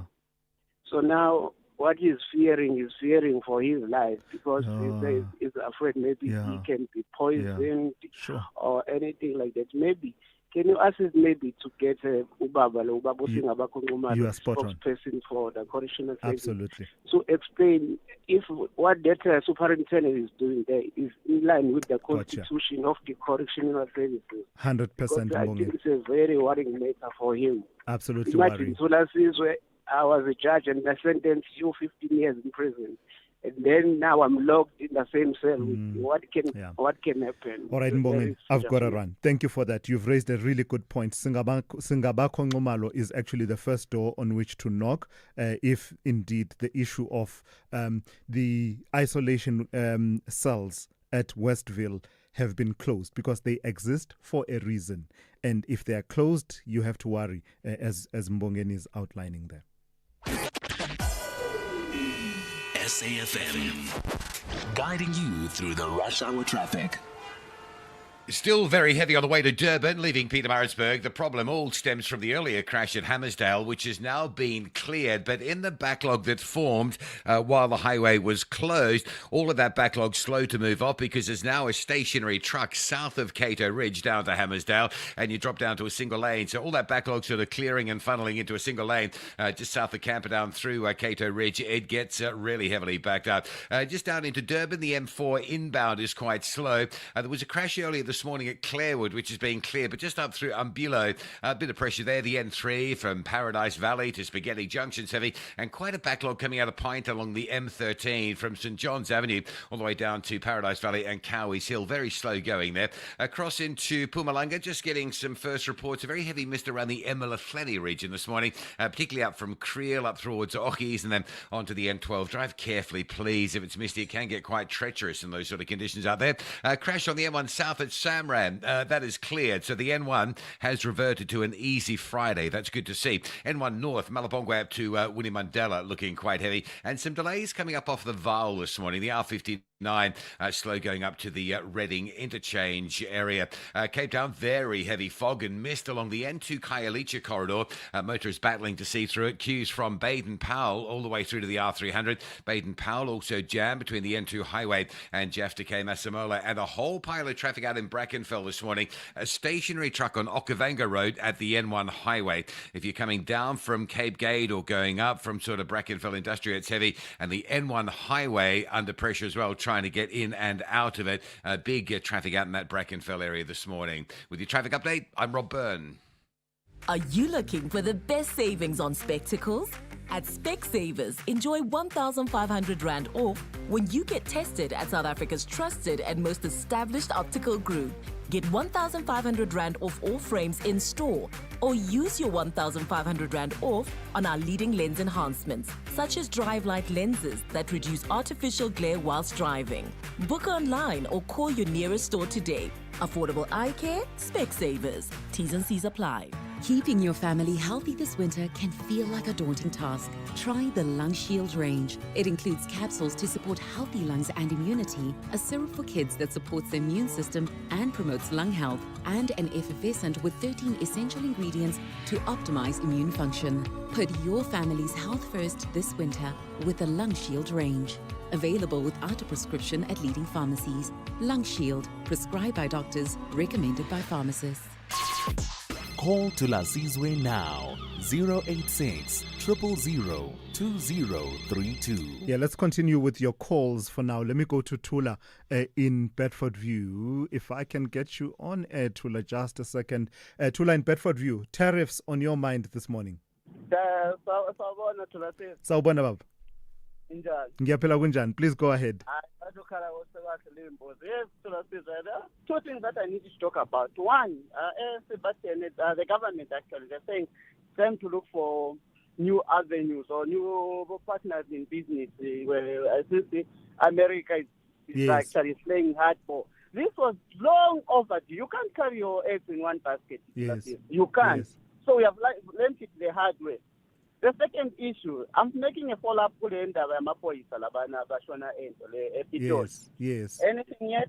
So we followed up when Atula, and I'm glad you bring it up. We followed up with the spokesperson at the SAPS, Brigadier Athlenda Mate, and the official report is that there's some internal reporting. I can't remember the exact phrasing, but they need to have a report received from, I don't know, the teams that are working that case. Basically, the long and short of it is that they are not ready to return and report back to South Africans. But let me just tell you what my view is.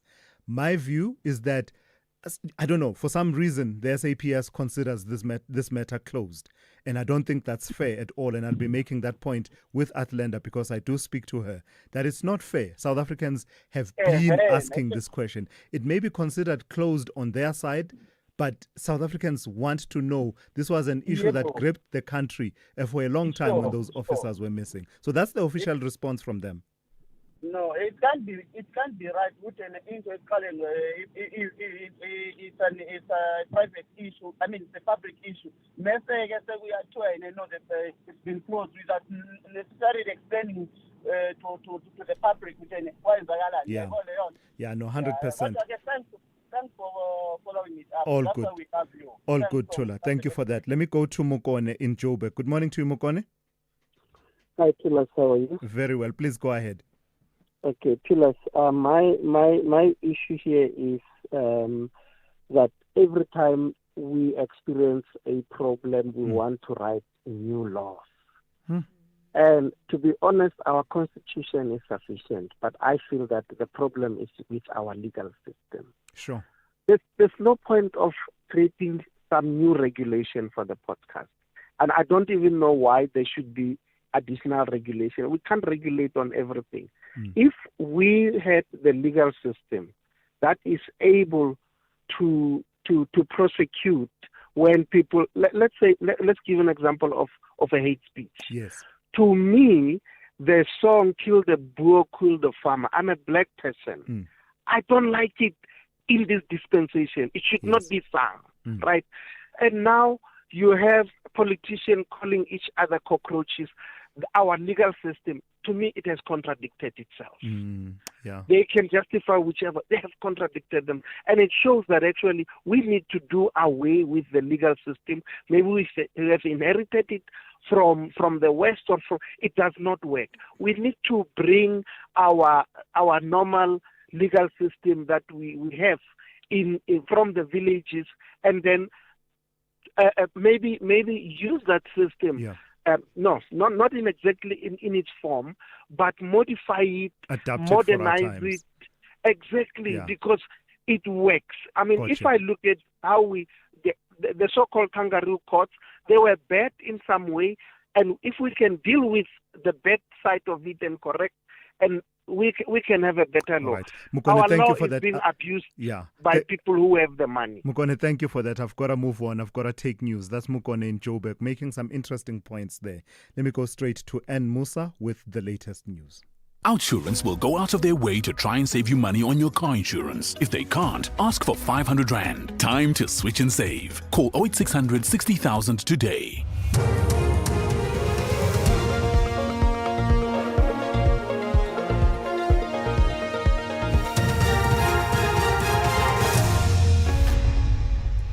In our top stories, measures to cushion the impact of US tariffs and Operation Dudula members arrested in Soweto. Cabinet has approved various short to long-term measures to ensure the production capacity in sectors affected by the US tariffs are maintained and an estimated 30,000 jobs are saved. The 30% tariff slapped on the agricultural and automotive sectors, amongst others, have come into effect today. Minister in the Presidency, Khumbudzo Ntshabeni, briefed the media outlining the various interventions, which includes the establishment of an export support desk to assist affected companies.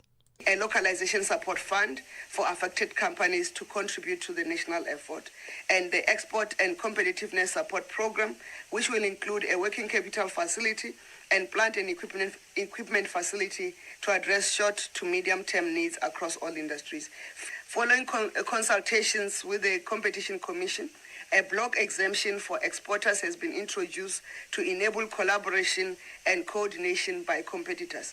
A draft block exemption will be published by end of this week so that the process can be concluded expeditiously. Several members of Operation Dudula have been arrested and are being held at Diepkloof Police Station in Soweto. The members were apprehended during an operation at a hospital. In June, the organization launched a nationwide campaign to bar illegal foreign nationals from accessing healthcare at public facilities. The group's actions has been criticized by government and other advocacy groups, while some communities have praised the group for its operations. President of Operation Dudula, Zandile Tabula.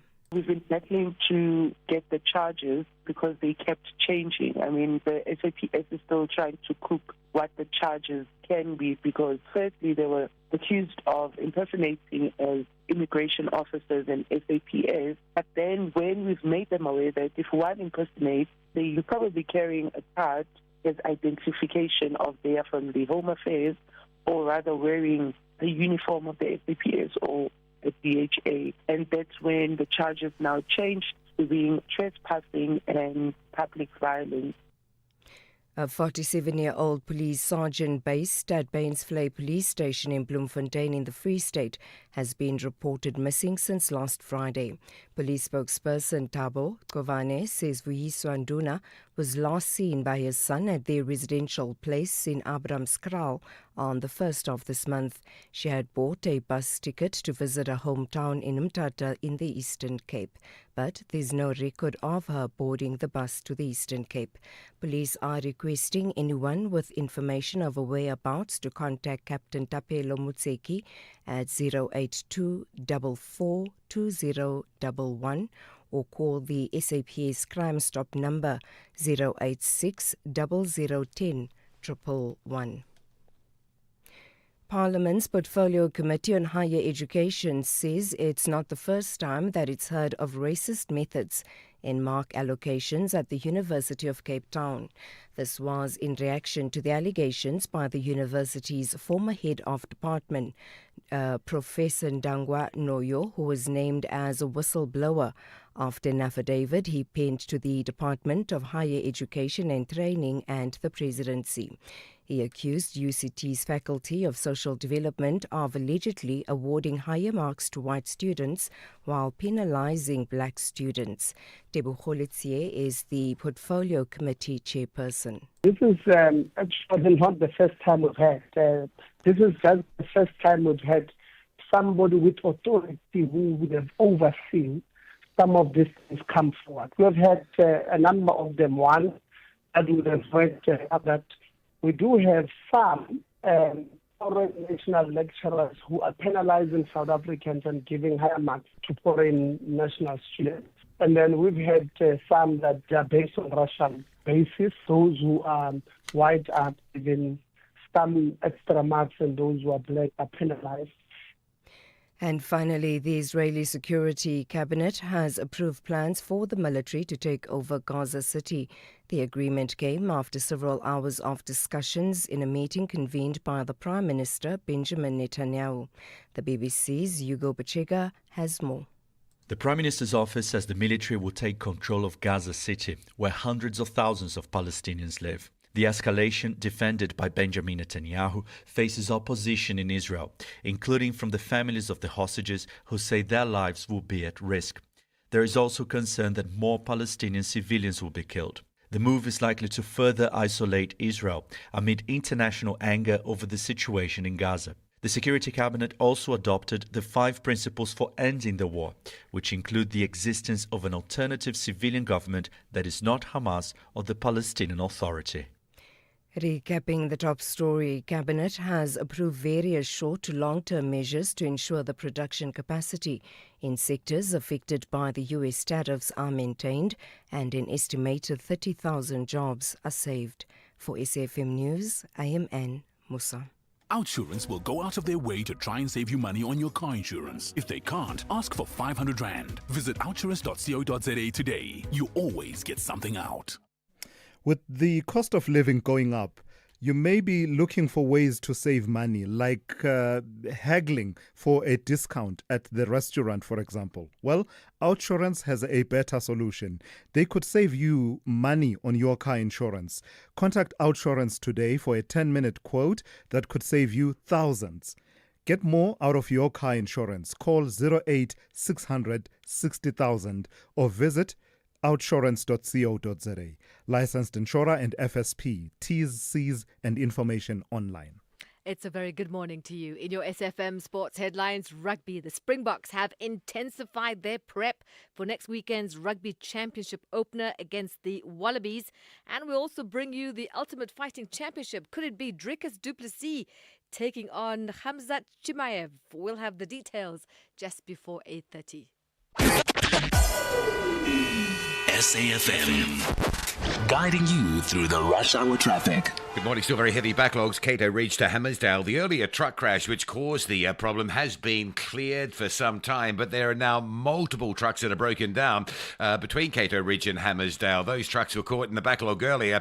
Some of them just didn't get moving, so major delays Durban bound after Cato Ridge or through Cato Ridge and down towards Hammersdale area. Joburg N1 Malabonga to William Mandela looking quite slow this morning. R59 North queuing up into the Reading interchange, and Cape Town very heavy mist. The N2 badly misted up passing Khayelitsha, so the inbound side of the N2 through that mist is heavy. A lot of mist as well around Brackenfell, so the N1 inbound plus a stationary truck. N1 inbound, a truck stationary at Okavango Road in the midst of that, so in the midst of the mist, if you like. So coming in from Kraaifontein it's heavy. Outbound it's heavy from the R300 to Okavango Road, and the Okavango Road bridge system over the N1 highway all heavily jammed up. Also broken down vehicle N2 inbound at Lisbeth Parkway, delays backing up from Langa, and a crash going into Mitchell's Plain this morning on the M7, slowing traffic approaching Samora Michelle. With your traffic update, I'm Rob Byrne.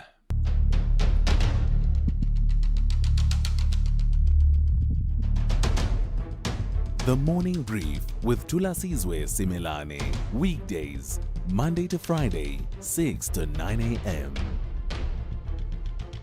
The Morning Brief with Thulasizwe Simelane. Weekdays, Monday to Friday, 6 to 9 a.m. 9 minutes after 8 on this Friday. How's your morning going? I hope it's going well. This is the Morning Brief. We are into the third hour of the show. Let me read one or two messages that have come through that have to do with some of the themes that we are covering, but also people raising other issues as well. We have a message out of Liverpool in the United Kingdom from Chico. Chico says, I used to live in South Africa until 2022, and I now live in the UK. Every job advertised had a clear pay range shown, and recruitment goes on seamlessly. Such disclosure notwithstanding. I think it's a great idea for South Africa, says Chico there. Hey, good morning, Liverpool. Chico there listening to us from the UK. And this has to do with the conversation we'll have with Professor Marius van Staden just before we wrap up the show. That is to do with the Fair Pay Bill, which is before Parliament, which basically says once passed into law, recruiters, when they are interviewing you, they will not really be entitled to ask you how much did you earn at your previous job. Provide us with your pay slip, which has tended to cement patterns of underpay and that pay gap that actually occurs. And once that has been passed, they will be obliged to give a range to say, for the job of morning breakfast show anchor, this is the range that we're looking to pay as a company, for example. Then let me read this message from Anonymous, who says, with regard to the unemployed healthcare professionals, we have to take into consideration how unions in capital letters, have priced out DOH across the country, Department of Health across the country, out of the market for employing postgraduate healthcare workers. They are too expensive to be sourced in. That is from Anonymous. And then someone else wanting to reflect on what we've been discussing around the jurisprudence of equality, hate speech, judgments coming out of the Equality Court and other courts that have had occasion to consider these questions. Vic in Pretoria says, please help me understand this. How can a judge in a democratic South Africa say it is illegal to say someone is a cockroach just because in another country, in this instance, Rwanda, it was used to kill people? I don't understand the legal reasoning. If I say someone is a dog, will it be illegal too? That's from Vic out in Pretoria. Well, Vic, I think you will benefit from reading the judgment penned by Stuart Wilson J, Judge Stuart Wilson, but it's a full bench judgment in that matter between Malema and Kenny Gunene. Part of the reasoning is that it's about the dignity of the other person. And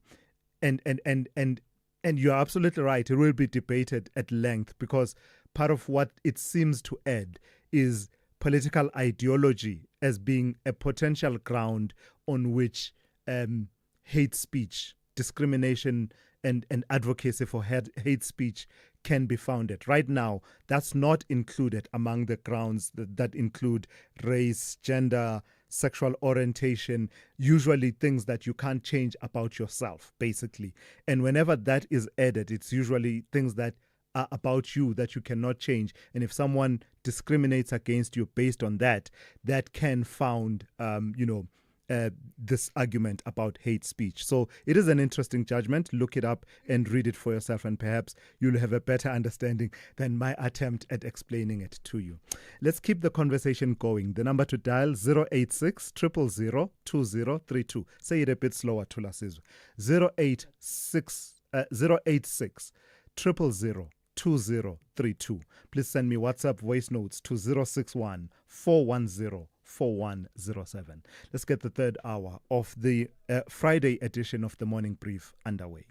Shipolopolo of Zambia is chasing victory. However, the Portuguese-speaking team Angola have a serious mandate to secure 3 points. This is the Total Energies African Nations Championship 2024. Experience Zambia versus Angola this Sunday, 10 August at 5 p.m. Live everywhere for everyone, always on SABC Plus. Proudly brought to you by SABC Sport.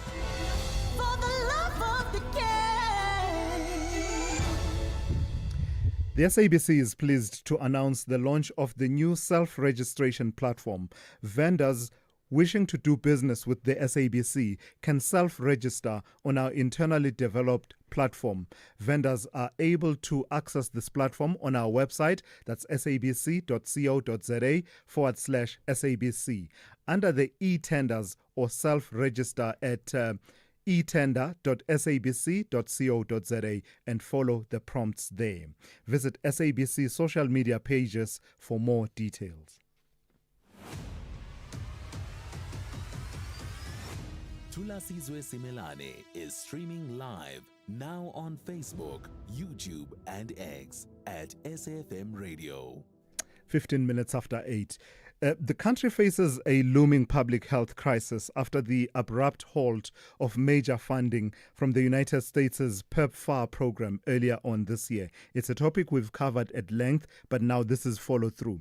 With 7.9 billion rand at stake, the country is scrambling to fill the gap while trying to prevent a backslide in HIV and TB care. Experts warn that unless urgent coordinated action is taken, thousands could fall out of care, risking a resurgence of infections. So let's speak then to someone who is part of those professionals at the forefront of the HIV/AIDS response. Professor Jürgen Pillay is the Director for HIV and TB Delivery at the Bill and Melinda Gates Foundation. Prof, good morning, and thank you for your time. A few months ago, I think around May, as the funding cut was starting to take a bite in terms of the various programs that were supported through PEPFAR, USAID and the likes. There was a talk that was talking about the HIV/AIDS response program, quote unquote, collapsing. And there was strong pushback from the Minister of Health at the time. With enough water having passed under that bridge, what's the sense we are getting? Is there middle ground between the system is collapsing and the system is doing just fine because this was a small percentage anyway? Phyllis, good morning, and good morning to your listeners. You're right. There's been a work stop order specifically focusing on USAID funding to South Africa. And I should say, the Centers for Disease Control and Prevention, which is also funded by the U.S. government, that has continued to date. But there has been disruptions in the service caused by USAID pullout. I must also say that, over time, USAID has decreased the amount of funding they spend on direct service delivery, where they employ doctors and nurses to provide direct service delivery, and we're providing more of technical assistance. That said, there have been, especially for what's called key populations, like, men who have sex with men as well as transgender women. Those services were being provided by USAID-supported implementing partners outside of the public service. So what has been done since the work stop orders in January is that the department has asked the implementing partners to send over files of patients that they were seeing to public services. Now, what, of course, is important to also understand is the extent to which that has happened and the extent to which, especially the key populations, are being provided with services. And the minister, is very keen to better understand if the discussions they've been having at provincial level about provincial facilities taking over these services are working out well, and if there are still gaps in the services. And, a group of people are currently gathering data to share with the minister about whether gaps still exist and to what extent, this transition is smooth. I should say that we've been expecting the U.S. government to have started a process of transition over the last almost 2 years already. So all governments in the region have been working with UNAIDS as well as the World Health Organization to help countries to think through transition, from USAID and USG-funded projects to government. But the challenge has been that it's fairly abrupt and it's been fairly uncertain from the U.S. government. But there are some figures that are coming out that have to do with some key measures that, you professionals in the space monitor: HIV testing, fewer HIV diagnoses, and the drop in ART initiations. Talk to me about that. What does that look like, and are we able to link it to this funding cut? So, yes, there has been a report a few months ago using National Health Laboratory Service data that suggests that in some areas, the number of people tested have gone down. Now, we need to revisit those numbers, and those numbers need to be provided by the department. And I think what the department should do, if I can give them some advice as well, is that it would be useful if they provide some of this data and there's a bit more transparency in this data. That said, as you were discussing with the acting HOD in KZN, the provinces are really delivering services. It's not the National Department of Health. So the provinces need to have much more robust data and must be able to report provincially and then, of course, nationally on where the gaps are and how they are faring. So transparency in the way in which data is collected and reported, it will go a long way to help everyone understand where the gaps are. So there aren't these sporadic reports that then seem to be, national chaos in the system because, large numbers of people are still receiving antiretrovirals as we speak. But indeed there would be, and you would expect there to be, sporadic reports of people either not getting tested or not sufficient testing happening. But we need a more robust reporting system and more transparency so that there aren't, these allegations that are then untested and make the media suggest that the whole system is collapsing. So let's have the funding conversation, because a few months ago we were talking about 7.9 billion rand out of 46 billion rand for our comprehensive HIV/AIDS response programs. What's that looked like in the last few months by way of bridging that gap of 7.9 billion rand in terms of what National Treasury and the Minister have been able to assemble together, but also this whole idea of working almost in an interministerial, in a ministerial advisory committee fashion to try and give a comprehensive response to this with partners such as the Global Fund. So the first point to make to us is that we should not be thinking of gap filling. We shouldn't be thinking of, they spent 7 billion and that the South African government through domestic resources needs to fill that entire gap. Because not everything that PEPFAR funded should be continued and institutionalized and mainstreamed into the public sector. They did a lot of innovative stuff, which is not routine. So, what's needed urgently and this is what the World Health Organization has already started doing to help countries, is to codify what the core elements of the HIV response should be, and also how the HIV response should change. It's been a vertical program for all good reasons because it was an emergency for the longest time, for the last almost 30 years. But now, we know that HIV is a chronic disease like hypertension, like diabetes, etc. So we need to treat it as such, which means, amongst other things, integrating the HIV response into the mainstream public sector response to any chronic disease. So the second is to prioritize. No country has the resources to do everything. And we need to focus on that because donor funding, as you know, comes and goes, and at the moment it's going. So we need to prioritize. The third is that we need to rethink the way in which we deliver services. AI and digital health is becoming more and more important and more affordable. And we think that it's another plank in the response, in the new response that we need to have to the HIV epidemic. So there's a number of things that governments in this region, not just South Africa, but including South Africa, needs to do to rethink the HIV program. And we cannot just replacing the funds that the U.S. government has withdrawn. I'm almost out of time, Prof, but does this talk about a part of the measures to respond to the funding issue, the reallocation? I think it's some 520 million, is it rand or dollars? But a reallocation by the Global Fund, million rand, towards Lenacapavir. How does that fit in with the conversation you are talking about reimagining the HIV response, the developments around Lenacapavir? Now, that's a brilliant way of putting it to us, that we need to reimagine the response. So Lenacapavir is 2 injections twice a year to prevent HIV acquisition. The Global Fund has made $29 million available of the almost over $400 million that they made available over 3 years to South Africa for Lenacapavir. And it's largely to buy the product from a company called Gilead. So they have the funds to procure the product, the injection. The government now is developing a plan to deliver that. It won't be for everyone. It has to be for those at highest risk for HIV acquisition.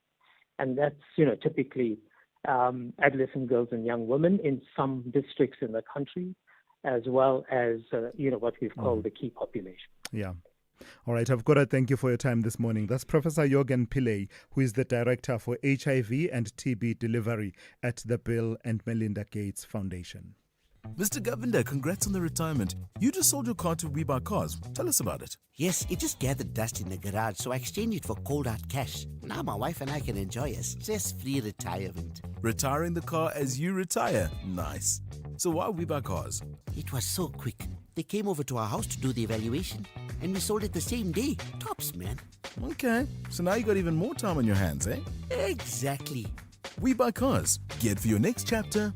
Geared for you. Have you discovered the TV license WhatsApp yet? We see you binging reruns, living for the drama, loving the SABC Plus sports replays. Now, paying your TV license fits the vibe. Simply say hi on WhatsApp to 077 6069 060. Get your balance, make a payment, or set up a debit order all in one chat. No queues, no please hold, just convenience that feels like it should have been here all along. Because every screen in South Africa is a stage and yours is lit. So why wait? Send hi on WhatsApp to 077 6069 060 and get your TV license sorted today. Hashtag your screen, your story. This is SAFM Sport with Zai Khan.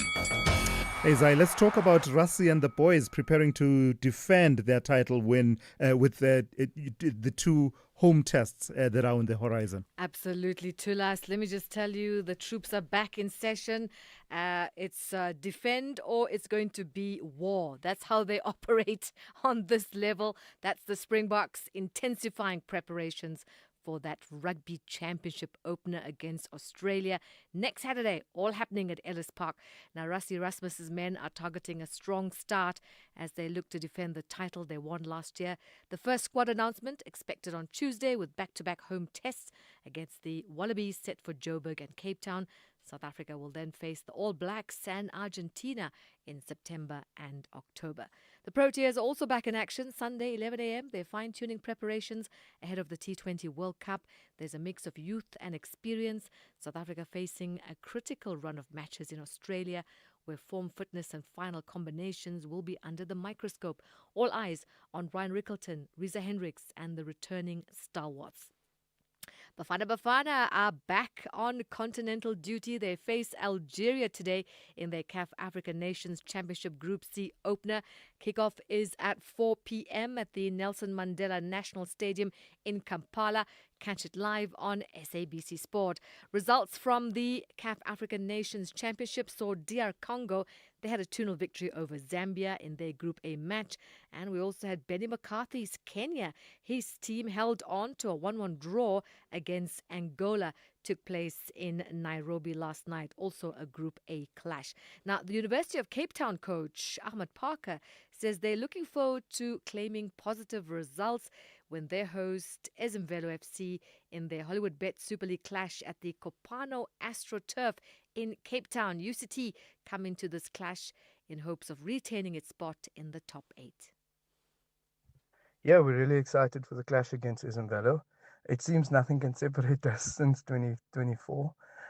Played them a couple of times in the playoffs last year, and now we're in similar positions on the log. We drew our game out in KZN. So from our side, looking forward to the clash. It's going to be very evenly balanced, and it's going to be down to the team who can hold their nerve, settle early, and go from there. Could go either way, but we're hoping that home ground advantage works in our favor this time. And yeah, that's how we're looking forward to the clash. Golf news, and South Africa's Jacques van der Merwe claiming his first Betway Big Easy Tour win, edging England's Joe Sullivan by 2 shots at the CMR Golf Club. And tennis action, the teenager Victoria Mboko completing a dream run at the Canadian Open, clinching the title, beating the Japanese star Naomi Osaka 2-6, 6-4, 6-1. I also want to thank Naomi for an incredible match. I've always looked up to her when I was really little, so it's always great to play with such an amazing player like you. And lastly, I want to thank everyone who came to support me today, Noelle, Virginie, Natalie, all my siblings, Shadi, Marian, and both my parents who are standing right behind me. And finally, 22-year-old Ben Shelton surging to a career high. Number 6, becoming the youngest American at the ATP Masters 1000 champion, as he had victory over Karen Khachanov at the National Bank Open in Toronto. 6-7, 6-4, 7-6 was his victory. That's your sport. We'll serve up more with John Hedeke around 12:30. I'm Zai Khan. Good morning, I'm Anne Musa. In the headlines, the National Commissioner of Correctional Services, Makgoti Tobagale, has condemned a violent stabbing incident at the Oudtshoorn Correctional Centre that has left 1 inmate dead. 4 officials have been injured. Cabinet has approved various short to long-term measures to ensure the production capacity in sectors affected by the US tariffs are maintained and an estimated 30,000 jobs are saved. And civil society organizations and coastal communities have launched a formal appeal against the government's controversial decision to greenlight Shell's Northern Cape ultra-deep oil and gas project. I'll have details on these and other stories at 9. SAFM, guiding you through the rush hour traffic. There has been so much traffic disruption on the run from Pietermaritzburg to Durban this morning. It's incredible, all of it involving truck-related incidents. The big one, the truck crashed overnight at Hammersdale, that's been cleared for quite some time. But the problem is a lot of the trucks that were stuck in sort of Operation Stack while they were recovering the crash never really got moving, and some of them are breaking down en route once they started to move. So we start right back at sort of Pietermaritzburg with the stationary truck at Market. Market Road. That's a separate incident, but that's quite heavy. You've got a mechanical breakdown there coming out of Pietermaritzburg down to Market Road and Ashburton side. That's all heavy. And then you could sort of get to Hammersdale in Chunga, Cliffdale area, and then you sit. There are multiple trucks broken down as you line up past Cliffdale down towards Key Ridge. And, of course, all of that traffic will be released and arrive at Marion Hill Plaza at some point. So still a lot of traffic and delay to work through on your way to Durban. Just staying with Durban, there's a big religious event which is kicking off today and runs for 3 days at Overport. So Felix Flamini and Alpine Road. It's going to be a lot of traffic going into that part of Durban over the next 3 days. Don't be at all surprised to find a lot of pressure in that area. Joburg's M1 North stays heavy up towards Four Ways. That's a stationary vehicle before you get to the Winnie Mandela Drive exit. In Cape Town, misty conditions lingering. The N2 under mist at Khayelitsha, and there's some quite heavy mist out around Brackenfell, Kraaifontein, and that's causing a big slowdown both ways on the N1 highway in and out of the area. With your traffic updates, I'm Rob Byrne. The Business Update on SAFM. Good morning to you, Ndauling. We started the show this morning with Zelma in studio here with the song One More Time on our minds. One more time, Ndauling. Let's talk. Tell me about Eskom and these trading licenses that they are challenging. That's not sitting well with the business community, is it? That's right, Tula. So both Business Unity South Africa and Business Leadership South Africa have criticized Eskom's decision to challenge NERSA's approval of 5 trading licenses. They accuse the power utility of trying to undermine the National Energy Reform Program and protect its monopoly. Now, the organizations are urging and pleading with Electricity and Energy Minister Hossein Mogopa to intervene and instruct Eskom to cease its lawsuits against NERSA and work collaboratively with stakeholders to fast-track the integration of new generation capacity onto the national grid. Now, Eskom is taking NERSA to court because it believes the regulator made a mistake by giving out licenses without setting clear rules for electricity traders. Eskom thinks these traders will take its best customers. But critics, of course, argue that Eskom's actions are a desperate attempt to stifle competition. Both BLSA and BUSA emphasize that introducing a competitive wholesale market is important to unlock additional private investment in renewable energy, which could lead to job creation and economic growth. Let's talk climate economics. The impact of climate change is no longer some looming specter or some theoretical debate, right, for local farmers. Tell me what we're gleaning in terms of how that impacts and is one of their biggest challenges.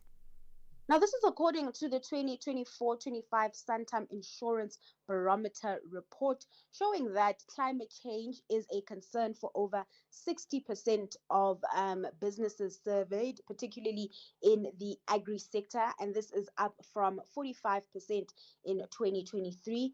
The report highlights that farmers are not only struggling with extreme weather events such as hailstorms and unpredictable rainfall patterns, but also with structural and operational challenges.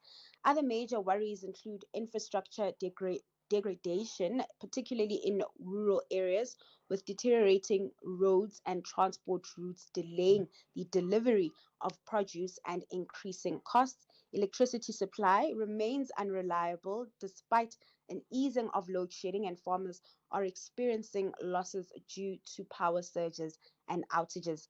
Now, many have invested in backup generations and solar panel systems, but this has also introduced new risks such as fuel theft and generator failure.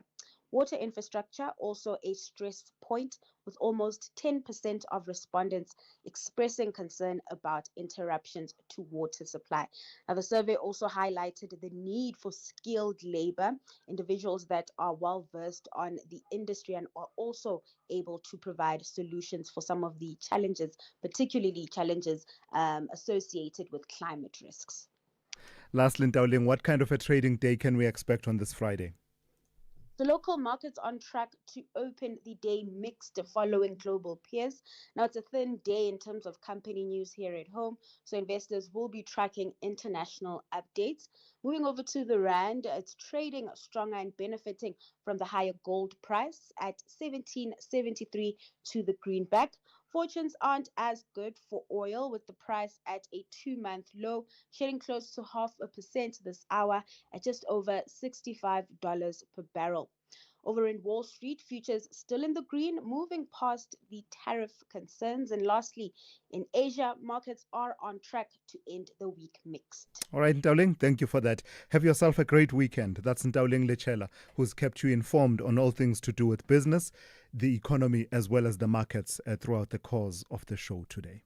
So, Taryn, you've just graduated cum laude, but nothing says you're a genius quite like selling your car to We Buy Cars. Absolutely. My car was an 18th birthday present, and it's time to move on to something a bit more mature.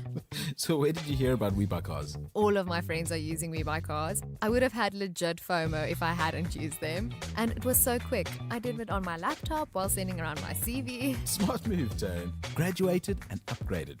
We Buy Cars. Geared for success, geared for you. Taifa stars want to capitalize on home ground advantage, but the Baria want to illustrate that they have character to win on foreign soil. This is the Total Energies African Nations Championship 2024. Witness Tanzania versus Madagascar this Saturday 9 August at 7 p.m. Live everywhere for everyone, always on SABC Plus. Proudly brought to you by SABC Sport. For the love of the game. This is Thulasizwe Simelane on the Morning Brief. 22 minutes to 9. The Fair Pay Bill, recently tabled in Parliament, marks a significant shift in employment law, aiming to ensure greater transparency, fairness and equity in how workers are paid. By amending the Employment Equity Act, the bill proposes to eliminate the use of past salaries in recruitment decisions, mandate remuneration disclosures, and bring local practices closer to international standards. Yet it stops short of establishing a standalone equal pay framework. So let's make sense of it. What's being proposed and how will it move the needle in terms of our employment laws? I'm joined by Professor Marius van Staden, who is an associate professor at the Wits School of Law. Prof, before we get into it, and aside, I'm feeling quite a bit of pressure here because I feel like my performance now must really go up because you did teach me labor law, and it feels to me like, now I'm being tested whether I grasped anything from your really great classes. But nevertheless, let's get into it. What is the ill? What is the mischief that this new bill aims to fix around employment practices and disclosures or otherwise of pay ranges? Thank you, Thulasizwe. So although equal work for equal pay protection has existed for a long time in the Employment Equity Act already, the problem has always been that employees often just don't know that they're being paid differently than other employees. So I think it's the bill designs a mechanism for employees to know exactly what the pay ranges are, so that they know that they're not being cheated. And what's the problem with the practices as they have been now? Well, if you go for an interview, they ask you, what are your pay expectations? And at the point at which now you are having conversations about potentially joining the employer, they will ask you to provide, for instance, a pay slip. What's problematic about that? What's problematic about that is that those are all tools that the employers use to lowball the employee, right? We all know that employees are at a very weaker bargaining position than employers. So the problem with that comes in is that with the information, the employer can really know that the employee might be able to or might be willing to enter into the new position with a substantially less salary than other employees are receiving. So it has been problematic, and especially because the employee doesn't equally get to ask, what other employees are getting paid. It has led to some employees just being cheated, putting it plainly. And in fact, that practice of discussing pay with your colleagues is frowned upon, is it not, in the workplace? In fact, if I'm not mistaken, there have been instances where people have been disciplined for that. Indeed, so many employers have policies that state that it is not allowed for you to speak about your salary with co-employees. So I've always felt that a provision like that would not survive constitutional scrutiny. Nevertheless, it is a very common practice in our workplaces. So how does this new bill that is before Parliament fix that, and how far does it go by way of promoting pay transparency in line with the international trend and international standards? Now, so certainly it's in line with various jurisdictions throughout the world that have been starting to introduce these transparency requirements. Business may say that they are concerned that it may lead to pay inflation. If employees know what they really should be entitled to, that may mean that businesses should pay them more. However, the experiences from other jurisdictions have shown that where these pay transparency requirements have been introduced, quite often it has led to more productive workers, right? More workplace happiness. A happy worker is a productive worker. So the development fits in very well with international jurisprudence. And part of the commentary, though, Prof, is that this bill stops short of establishing a standalone equal pay framework. What would that have looked like? Is it ever possible for us to attain what people call equal pay for work of equal value? Yes, so firstly, perhaps we should just qualify by saying that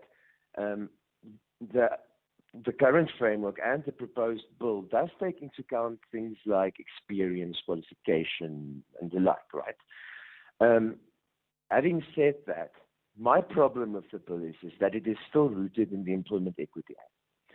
And meaning that if you want to prove that for the remedy, for you to be entitled to the remedy, you must show that you've been unfairly discriminated against based on a listed ground or an arbitrary ground that's similar to one of those listed grounds, right? So race, sex, gender, or something to the like. Some jurisdictions have really led the way and introduced stand-alone remedies in other pieces of legislation, so they uncouple it from unfair discrimination. In South Africa, it's quite difficult to prove unfair discrimination. And also, shouldn't we as a society be looking at arbitrary inconsistency in payment that's not linked to discrimination? I'm thinking, for example, about, somebody just who has better negotiating skills and are capable of negotiating for better pay. Is it really fair that they should be paid more than somebody else if they are going to do exactly the same work? But of course, I think that may be quite controversial. Yeah. So as a parting shot then, barring those reservations you just outlined now, overall, would this bill take us forward? Is it progressive in terms of our overall labor law scheme? Yes, I think it is a massively great idea. Probably Bosa's better ideas in the last couple of months. The problem, of course, stems from the fact that it doesn't originate from NEDLAC. So, it has to go through all the parliamentary processes, and consultation has really been limited. I wonder really if business is going to be open for this. But it would take us forward. And I think a key takeaway is that pay secrecy enables pay discrimination. Yeah. All right. I've got to thank you, Prof. I'm tempted to ask you how your student did, but I don't know. I can't remember how strict a marker you are and what grade I would get right now on air. Yeah, we should probably take that off air. Thank you for your time this morning. That's Professor Marius van Staden, Associate Professor at the Wits School of Law. Call Thulasizwe now, 086 000 2032.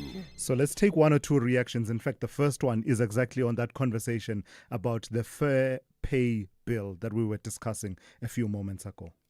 Ratulas, good morning. It's Dumiso from Waterfall in KZN. Just a quick one. Can you ask the Omre, now what happens in the instance right now if a potential employer asks you to send your salary or your wage slip and then you refuse, and then as a result they use that to refuse you employment. What do you do? Is there recourse?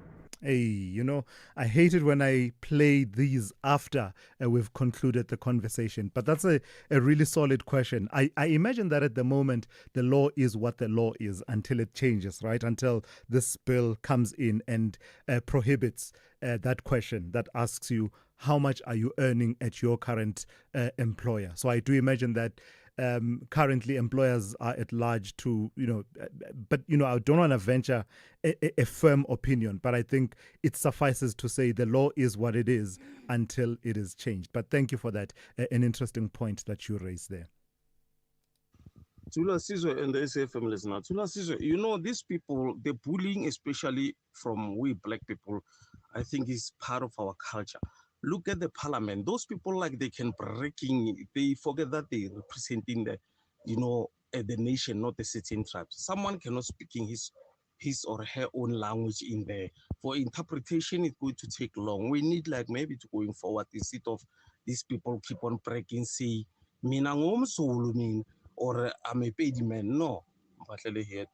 Thank you, Mpatlele. Interesting take. I did see the issue of interpretation services coming up in one of the committees in Parliament because, it's supposed to be there, but in some of the committees, when an MP wants to express themselves in their language, suddenly the other MPs are excluded and not able to understand. And then I do remember, I think it was Scopa.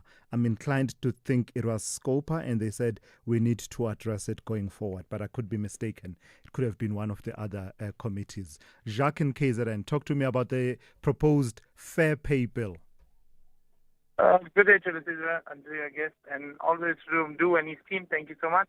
I think the fair pay law, if it comes into play, is correct. I don't think there's anything wrong with it. What I do advise that when the laws do come in, or if they do come in, is that the people that are being currently hired understand that if there's people or employees that have been there for years prior to them coming on, that they need to understand that their pay will always obviously be higher due to the increases of annually their salaries increasing all the time.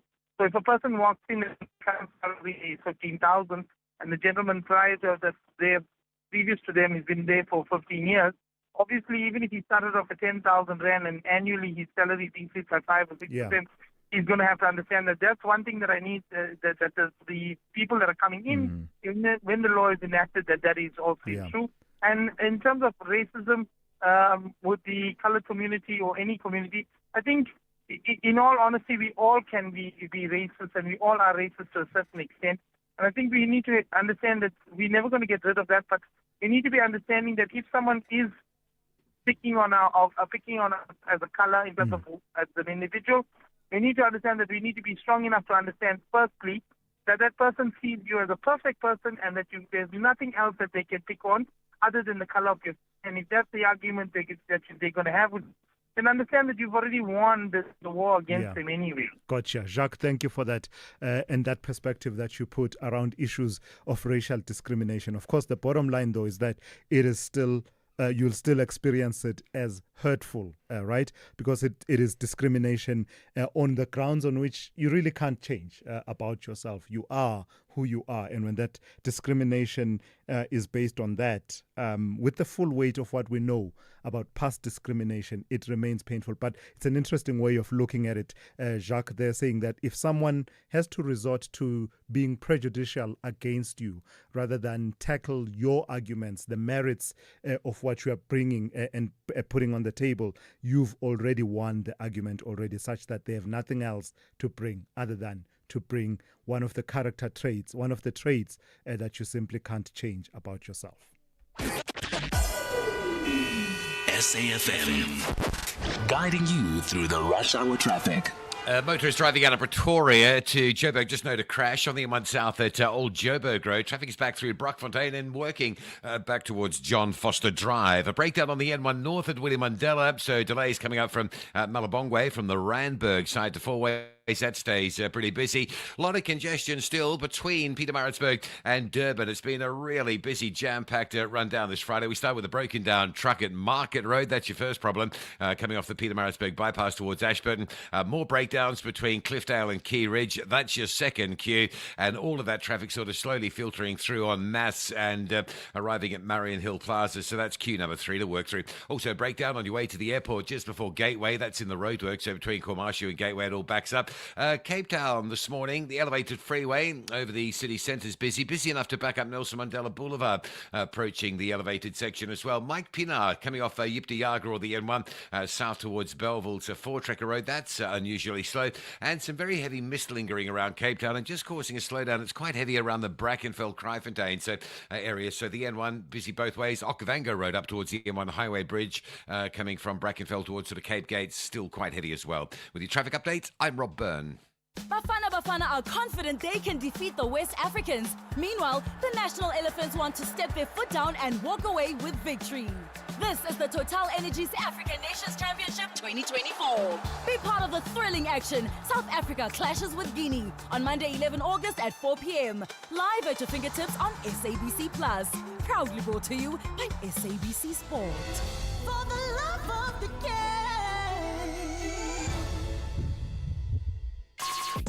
Call Thulasizwe now, 086 000 2032.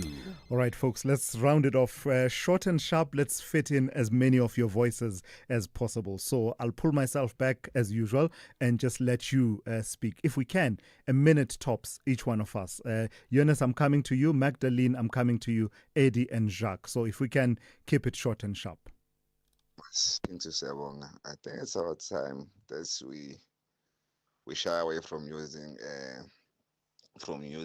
black, coloreds and Indians and all that. Rather just use African and whites. I mean, it's more understandable in that manner, because now it seems like we defaming other nations when we're using colors and other sorts of names. Thank you.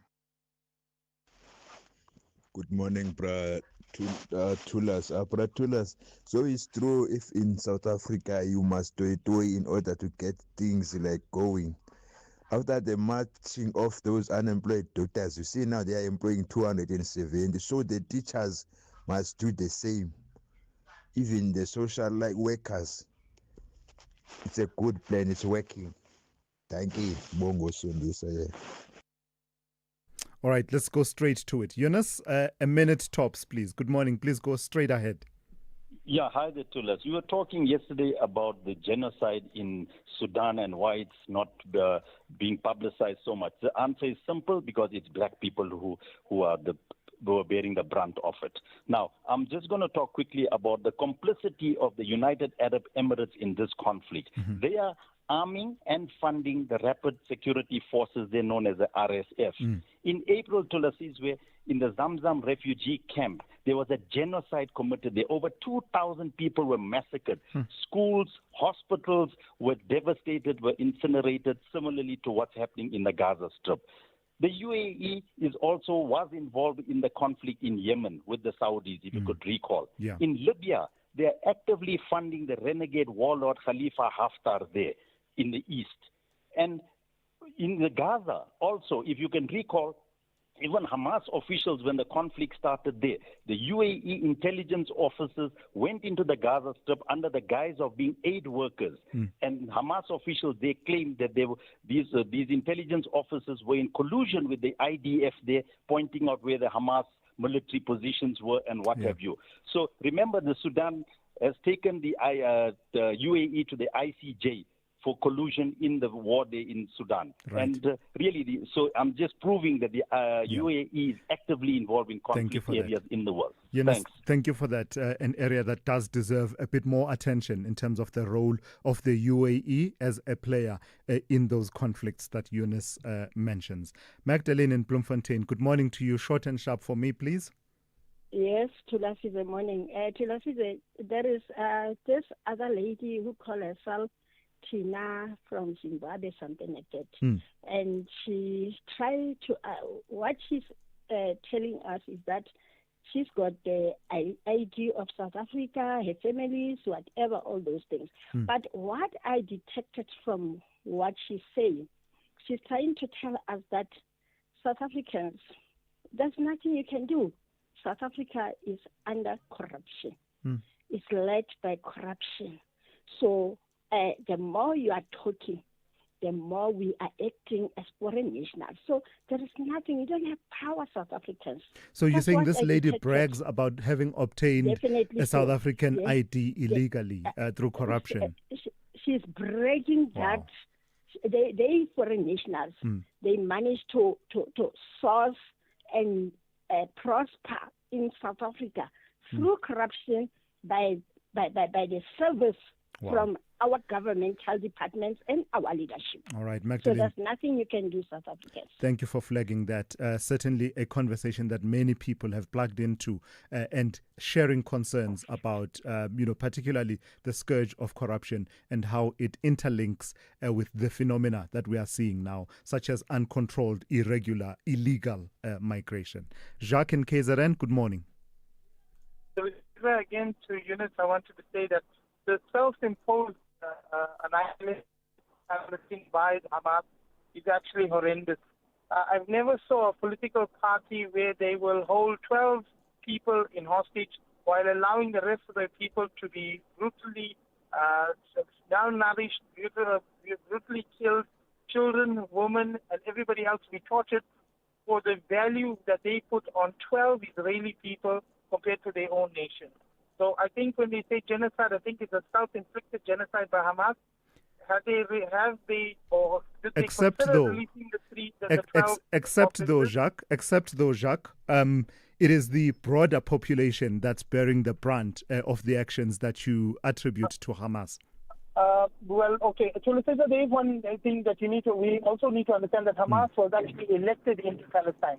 So it was the people themselves that actually elected them. The 12 hostages and the pictures that they are sending now currently to the world or to the Americans. But that and the election Israelis happened of the years hostages. ago, though, Jacques. If you and I accept that a mandate is renewed every now and then whenever there's an election. And also, I wonder if the people of Palestine, when they, particularly in Gaza, when they voted for Hamas, were they voting for hostage taking as has happened now, given that that election happened all those many years ago? Well, like I said, in terms of if they hold 12 hostages or 100 hostages, the genocide, the so-called genocide that's happening now in terms of the number of people that are killed by the Palestinians or by the Israelis on the Palestinian side, surely that would make you understand that you shouldn't be dealing or holding hostages where there is another party or another country that that's willing to actually annihilate the entire nation because of 12 people. The value that the Hamas and Palestinians on 12 people isn't worth the cost. It's exactly the same thing as saying that why should I go to Woolworths, buy a can of Coke, and Checkers is down the road and I can two rand. So what's the upshot argument then, Jacques, of what you are saying, that what's happening in Palestine is just desert for those people, the people that many of whom did not have a hand in, the children, that many of whom had no hand in electing Hamas in the way that you are describing? Tell you, the Hamas or the Palestinians keep on claiming that they were there or they were kicked out of Israel in 1967, but that isn't true because Jesus Christ was born 500 years prior to Muhammad. So Okay. I don't understand who was there first. Was it the Christians? I'm out of time, Jacques. I'm completely out of time. Would have wanted to engage you a bit more so that we get fully your thinking and also get the perspectives of other people. But I am completely out of time. Thank you for listening. That's how we come to the end of today's edition of the Morning Brief. And Musa on standby with the news, and immediately after that, the talking point with Kathy Mutlatlana. I'm Thulasizwe Simelane, and you've been briefed.